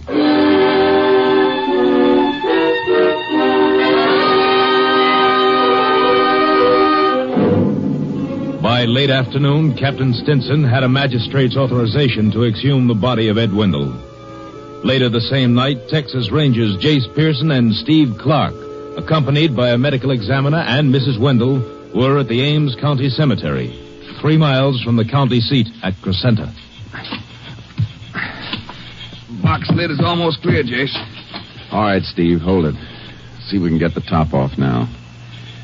Want to flash that light down here, Doc? Oh, yeah, sure, Jace. Mrs. Wendell, Yes? maybe you better go wait in the car, ma'am. No, I'm all right. She'll have to identify the body anyhow, Jace. I guess you're right. All right, Steve, let's get the cover off. Right. And it's got it. Just lift it up over the edge of the hole. Yeah. Body's completely covered with a sheet. Yeah. We'll lift it out to you. I got this end. All right, lift. Yeah. I can get a hold now. Yeah, I'll help you. All right, that does it. Boost me, Jace, and I'll pull you up. Right. All right, now grab my wrist. Got it.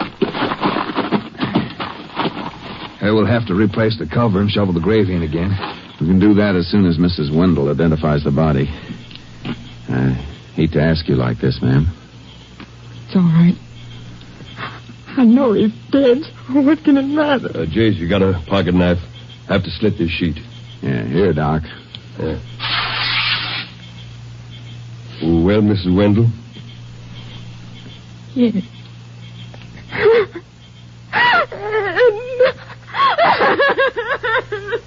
Don't look anymore, ma'am. You better take her to the car, Steve. Come on, ma'am. There's nothing more you can do. Just a sheet on him. Didn't even bury him with his clothes. Yeah, it wasn't even embalmed. There's something strange here, Jace. Here. Have me roll the body over. Pull that sheet down further. Sure. No marks on the head and the chest. Here. Here's what we're looking for. Yeah. This man was shot, all right. Shot in the back.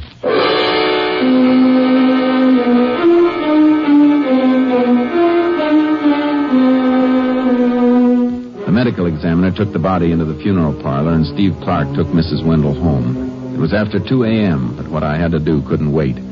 I located the home of the county attorney, Lou Morrison, a ranch about 10 miles out of Crescenta. I got him out of bed. Oh, what's on your mind this time of night, Ranger? Official business. Seems to me you could have waited and come to the courthouse in town in the morning. A few men I'm after might be disappearing from town by morning. I had to wake you up. I need some warrants. Warrants? For somebody in Crescenta? Yeah. The first one for a man named Ray Thorpe. On what charge? The murder of Ed Wendell. Thorpe killed Wendell in self-defense. He's already been exonerated by the grand jury. Look, Mr. Morrison, I've just come from the cemetery. We exhumed Wendell's body. That body can't be exhumed without an order? We had an order from a magistrate at the other end of the county. And Wendell's body proves Thorpe couldn't have killed him in self-defense because Wendell was shot in the back. That's impossible. Did you see the body before he was buried? Well, no, I didn't. But there were witnesses. The witnesses lied. Mr. Morrison, I want a murder warrant for Ray Thorpe. All right, Ranger. You seem to have some evidence. I'll go into my office and write them up. You can get Judge Paget to sign them. Thanks. I'll have to dress. You, said that you wanted several warrants. That's right. 3 more beside Thorpe's. For who? For the witnesses who claimed that Thorpe shot in self-defense. On what charge? That's a funny question from a county attorney. A charge of perjury before the grand jury. I got the warrants, but Morrison's attitude told me they weren't going to be easy to serve. I'd arranged to meet Steve Clark at an all-night cafe in Crescenta. He was waiting there. Get the warrants? Yeah. Jace, there's something funny about this town. It smells to high heaven. And say that again. There's more to this than just a murder. The county attorney didn't want to cooperate. And one of Thorpe's witnesses is a deputy sheriff. Yeah, it looks like the law is trying to cover Wendell's death. And I think I found out why. Yeah? Mrs. Wendell spilled it when I was taking her home. Said that her husband was planning on having some kind of a meeting at his house on the night of the day that he was killed. She say what kind of a meeting? Yeah, it's about the county elections coming up next month.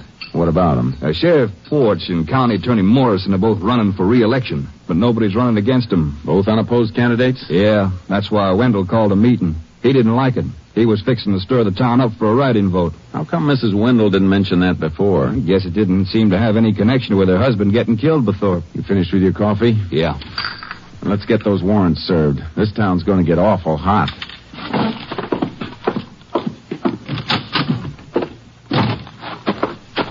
Thorpe works on a ranch out beyond the oil fields. I'll go out there and pick him up while you... Hit the ground, Steve. Where'd it come from? Caught a flash from the corner across the street. There's something moving in the shadows there. Let him have it. He's mounted, Jace. He cut through the alley. The field's behind town. Can't get a shot at him now. Come on, let's get our horses out of the trailer. Right. Keep back, everybody. Keep back. Come on, Sharky. Come on. Come on, Longhorn. Come on. Get up. Get up. Get up. Get up. Ah.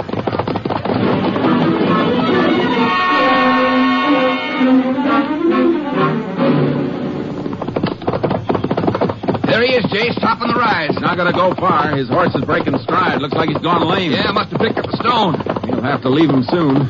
He's out of sight now. Be careful after we cross the rim. He may run on foot and keep going, or he may drop into cover and try and pick us off. Any way he wants to play is all right with me. Here's the top of the rise.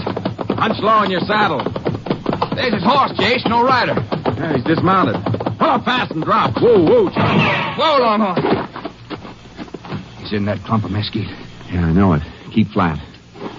The moon touches the top of that brush beside you. Reach over and nudge it. Draw fire. Right. You get him? I don't know. The skeet seems bent over like there's some weight on part of it. Crawl toward it.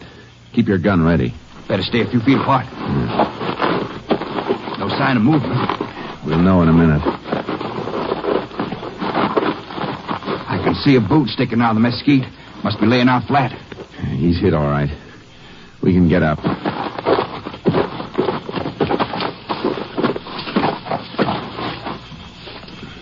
No more trouble with him, Jason.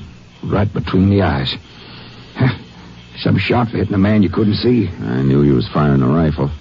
He had to be drawing a sight, so I just fired a little above and to the right of the flash. Wonder who he is. We'll find that out later. Better get his horse. We'll have to lead him back. Yeah. Easy, boy. Easy now. Come on, we'll fix where it hurts. Turn him a little, Steve. Let the moon hit this side of his saddle. Yeah, around, boy. What do you see? A couple of letters burned into the leather. Yeah, look like initials. A-R-T. Yeah, R-T. I guess we can tear up that warrant for Ray Thorpe.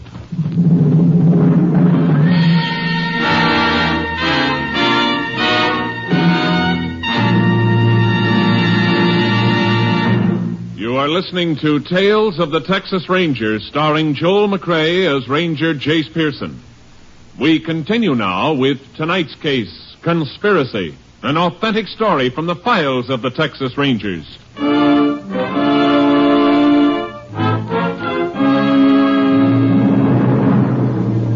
It was sunup when we got back to the main street of Crescenta. The town was waking up for the day, and shopkeepers and morning crews headed for work in the oil fields followed us to the funeral home.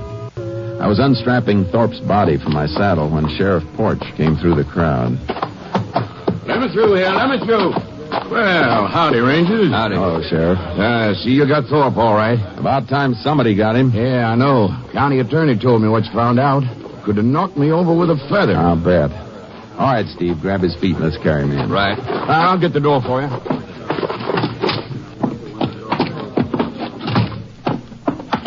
Put him down there. All right. Sure is heavy. Tried to fight it out, huh? Tried to ambush us, you mean? And somebody better explain how he knew we were after him. Reckon you can blame me for that, Ranger.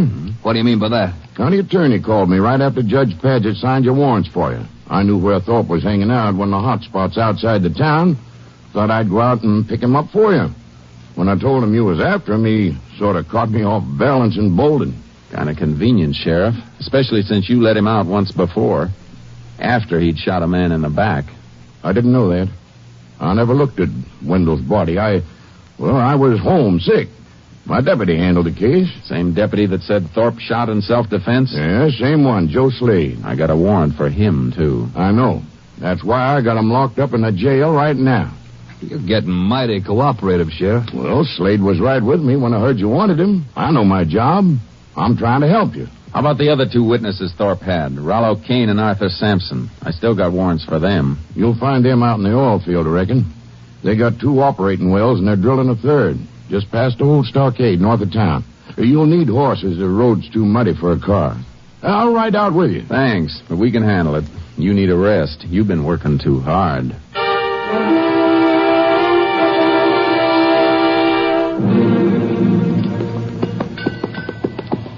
They're not drilling, Jace. They're just pulling the drill stem out of the hole. Yeah, probably jumped the pin on the bit.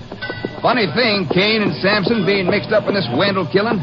You think a couple of oil men with producing wells would be on the side of the law? Something behind this we haven't hit yet, Steve. Man by the tool shed's watching us. Oh, yeah. Doesn't seem to be doing much work. Maybe he's one of our boys. Won't take long to find out. Be able to ask him in a second. Yeah. Whoa, boy. Howdy, Rangers. Howdy. Hello. Like to talk to you for a minute. Mind telling your crew to knock off? Sure thing. Hold it, boys. Cut fire. What's on your mind? What's your name? Kane. Rollo Kane. Arthur Sampson around? That's him. Up on top of the derrick, greasing the crown shift. What's the matter down there, Rollo? Tell him to come on down. All right. Rangers want you to come down. Send a hook up for me. Just a second. Look, what's this all about? I got warrants for you and your partner. Oh? What for? Perjury before the county grand jury. You must have the wrong names, Range. I never testified for a grand jury. Who are you trying to kid, mister? Records will show whether you did or not, so if you didn't, you got nothing to worry about. Now get your partner down here. All right, boys, send a hook up. Look, you mind if I get my coat? It's right there in the tool shed. Go ahead. I can watch you. All right, thanks. Look out, Jake! Oh. Cut that power! Hey, drive clamps fell from the top of the derrick. Yeah, hit right where we were standing. Thanks for the push. Yeah. Hey, you heard, Rangers? That come close to being a nasty accident. It came close to being nasty, but I don't think it was close to being an accident. What do you mean? You know what I mean, Kane. Pretty convenient time for you to step into that tool shed. Well, I'm just lucky, Ranger. Starting right now, your luck's running out. All right, Sampson. You can climb down. Sorry that happened, Ranger. I just knocked it off reaching for that hook. If anything else falls from that derrick, you're going to come with it. Oh, come on now. Climb down. All right, climb down. No, man can't be too careful if he wants to live, Ranger. These oil fields can be dangerous. There's something else can be dangerous, too, Kane. Something you're going to find out about. Yeah? What's that? Breaking the law in the state of Texas. We herded Kane and Sampson back to Crescenta and marched them into the jail. All right, boys, step in. Go ahead. I'll see you right to the cell. You know the law, Ranger. Got to check your guns here in the office if you come inside the cell block gate. Unbuckle them and hang them in the cabinet. All right. I want to talk to your deputy, Joe Slade, anyhow. Steve, you better take care of the horses. Right, where'll I meet you? Well, we can eat at the cafe in about an hour. Okay, Jace. I'll see you later. All right, Sheriff. Go on, Kane. Move. You too, Sampson. All right, we'll move. You know you're not going to keep us here long, Ranger. We'll see. Your charge won't stand up. Into the tank with Slade. Was wondering when I was going to get company, Sheriff. I knew you wouldn't let your star deputy die lonesome. Shut up, Joe. Get out of the gateway and let these men in, Slade. Sure, Ranger, sure. Come in, fella. I want to talk to you, Slade. Why, sure. You're Jace Pearson, ain't you? You got a reputation for being pretty good with the gun. I'm still alive. Why did you lie to the grand jury? Me? You got the wrong boy, Ranger. Oh, that's my office phone. You going to give me the same story I got from your two pals? That's right, Ranger. Same stuff. Sure. Slade never appeared before the grand jury either.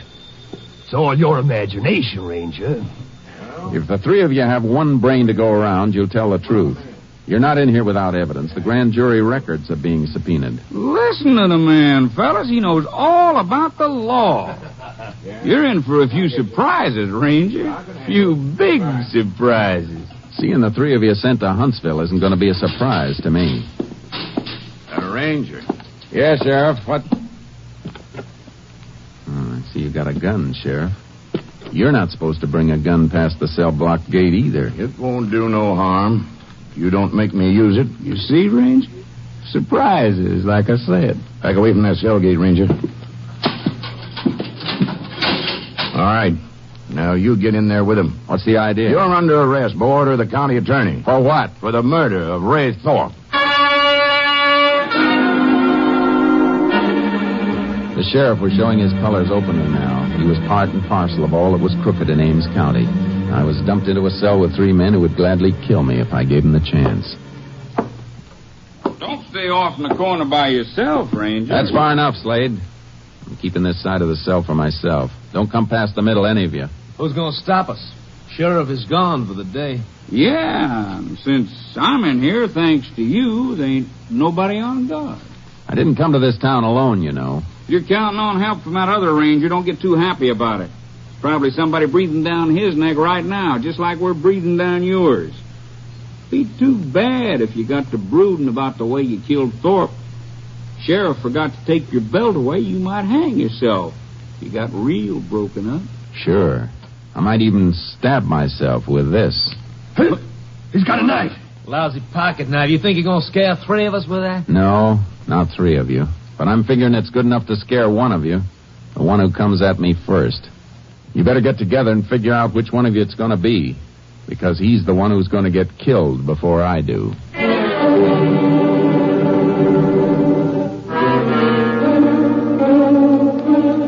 I didn't dare sleep. I had to watch every move they made. There was no sign of Steve Clark. In the morning, the sheriff came in. He took Kane, Sampson, and Slade out for the arraignment before the judge. And when he came back, he didn't bring them back with him. Here's some food for you. Stop playing, Sheriff. You know I'm not going to eat anything you give me. Suit yourself. You may be here a long time. Longer than most of your prisoners stay. What happened to him? If it's any of your business, Judge Paget released him. No evidence. You call grand jury records no evidence? Seems like the grand jury records have been misplaced. I suppose the county attorney took care of that. This town's going to come down around your ears, Sheriff. You can't... What's that? Maybe what I've been expecting. What happened to Steve Clark? Well, how should I know? You mean you don't know whether your men got him or not? Well, you couldn't have gotten away. What's your hurry, Sheriff? All right, now keep your hands away from that gun cabinet, Sheriff. Captain Spencer. Jace! I'm all right, Steve. Have you out in a minute, Jace. Take the keys, Steve. You can't let him out. He's my prisoner. We've got a writ for him. And to keep the record straight, Sheriff, you're mine. Howdy, boy. Glad to see you, Steve. I was afraid you caught one in the back. No, not quite. They tried to take me after I left here, but I got away on Longhorn, outrun them. Had to ride cross country most of the night to get to a phone. Let's go. We got a lot to clean up. Yeah. Captain's got a lot of information on what there is to clean up. Yeah, I sure have. Things that Porch could have told you, Jace. Porch is a rich man, aren't you, Porch? Well, I don't know what you're talking about. I'm talking about bank accounts all over the state. Big, fat accounts belonging to you and to County Attorney Morrison and Judge Paget. I've been checking on you for 2 days. You can't prove nothing wrong about that. Yes, we can, Sheriff. We've just come from the courthouse. Your friends didn't have time to burn all the records. You're getting a little pale, Sheriff. It was just business, that's all. Nice business. You and others like you forming a combine to rob the people of this county. We can convict you on 50 conspiracy counts, along with complicity in Wendell's murder. But killing Wendell wasn't my idea. Morrison ordered it when Wendell started to raise a fuss about the administration. That's all I wanted to hear. Jace, you and Steve go after Morrison. He's not in town. Must be at his ranch. What about the others? We had a shooting match with Sampson and Kane as we left the courthouse. They were making a run in the car. Some of our boys took him to the hospital for patching up. How about Joe Slade? No trace of him, but I got a hunch we'll find him with Morrison. Morrison's accounts show Slade's on his payroll, probably burning more papers out at the ranch. Let's go.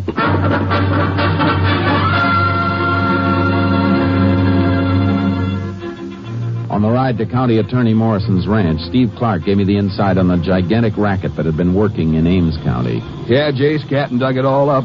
When the oil strike came, Morrison's crowd bought up county land at auction, but no auctions were actually held. Of course, Morrison and his pals didn't take the land in their own names. They turned it over to men like Kane and Sampson. Strong-arm boys who'd give them a kickback. But there must have been some of the townsmen known what was going on. Sure they did, but they were scared stiff. Didn't always take force to do it either. How can you fight a crook when he's in control of the law you had to fight him with? A couple of men who wanted to run for office were beaten out of the idea. That's why Morrison and Porch had no opposition. There's Morrison's ranch up ahead. Yeah, I see it. Hey, Jace, look, there's a car coming down the ranch road. Really raising dust, too. Step on it. Block them off the intersection before they get on this highway. We'll beat them to it, all right. Hey, they spotted us. Car's turning. And we're almost the ranch road. Keep low. You get cut, Jace? No, get their tires when I turn in after them. Yeah. Good shot. Hey, they turned turtle. Come on. Out. Look out, Steve. That's Slade breaking for the trees. I'll get him. You dig Morrison out of the wreck. Right. You missed, Slade. I won't miss again. You're going to have to step out and take better aim than that. I got Morrison, Jace. You're up, Slade. We'll lick. You better listen to him, Slade. All right, Ranger. Guess it'd be crazy to shoot it out. I'm coming. I'm dropping my gun. Both hands up. Get that arm from behind your back. I can. I hurt my arm and my back when the car turned. Watch him, Jace! Oh! Come on, Morrison. Still had one rattlesnake trick left, didn't he? Yeah. His last one. We'll send somebody out for his body. All right, Morrison, let's get back to town. My company should have all your friends rounded up by now, including that phony grand jury you stacked. You won't keep us long. I wouldn't bet on that, Morrison. You won't be handling the prosecution this time, and the judge won't be one of your partners. Get moving, mister. You've got a long way to go.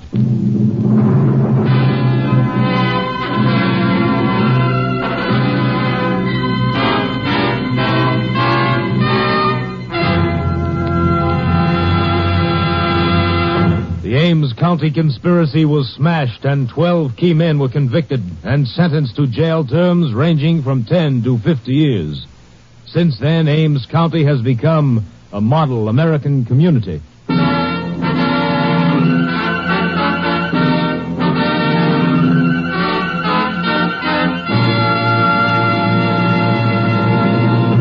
And now, here again is the star of our show, Joel McRae. Texans are mighty proud of their state, and the story that best illustrates that pride has made the rounds for many years. It was started by an old Texas ranger whose son was going off to war. In parting, the ranger gave him this advice. Son, you're going to be with fellas from all over the world. There's one thing you must never do. Never ask a man where he's from. If he's from Texas, he'll tell you. And if he isn't, don't embarrass him by asking. Good night, folks. See you next week. Next week, Joel McRae in another authentic reenactment of a case from the files of the Texas Rangers.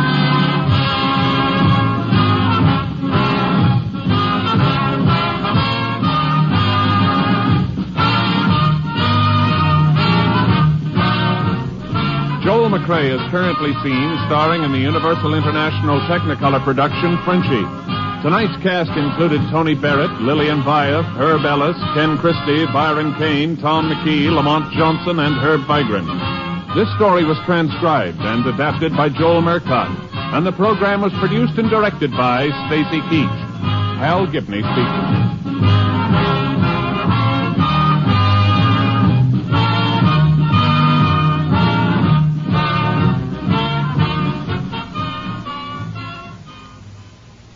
3 chimes mean good times on NBC. Tomorrow evening, Gordon MacRae sings for you as the Railroad Hour presents a melodic adaptation of One Touch of Venus. Gordon's guest for tomorrow's Railroad Hour production is Ginny Sims. The Telephone Hour tomorrow brings you celebrated contralto Marian Anderson as featured artist. Miss Anderson will offer a group of spirituals and operatic selections accompanied by Donald Voorhees and the orchestra.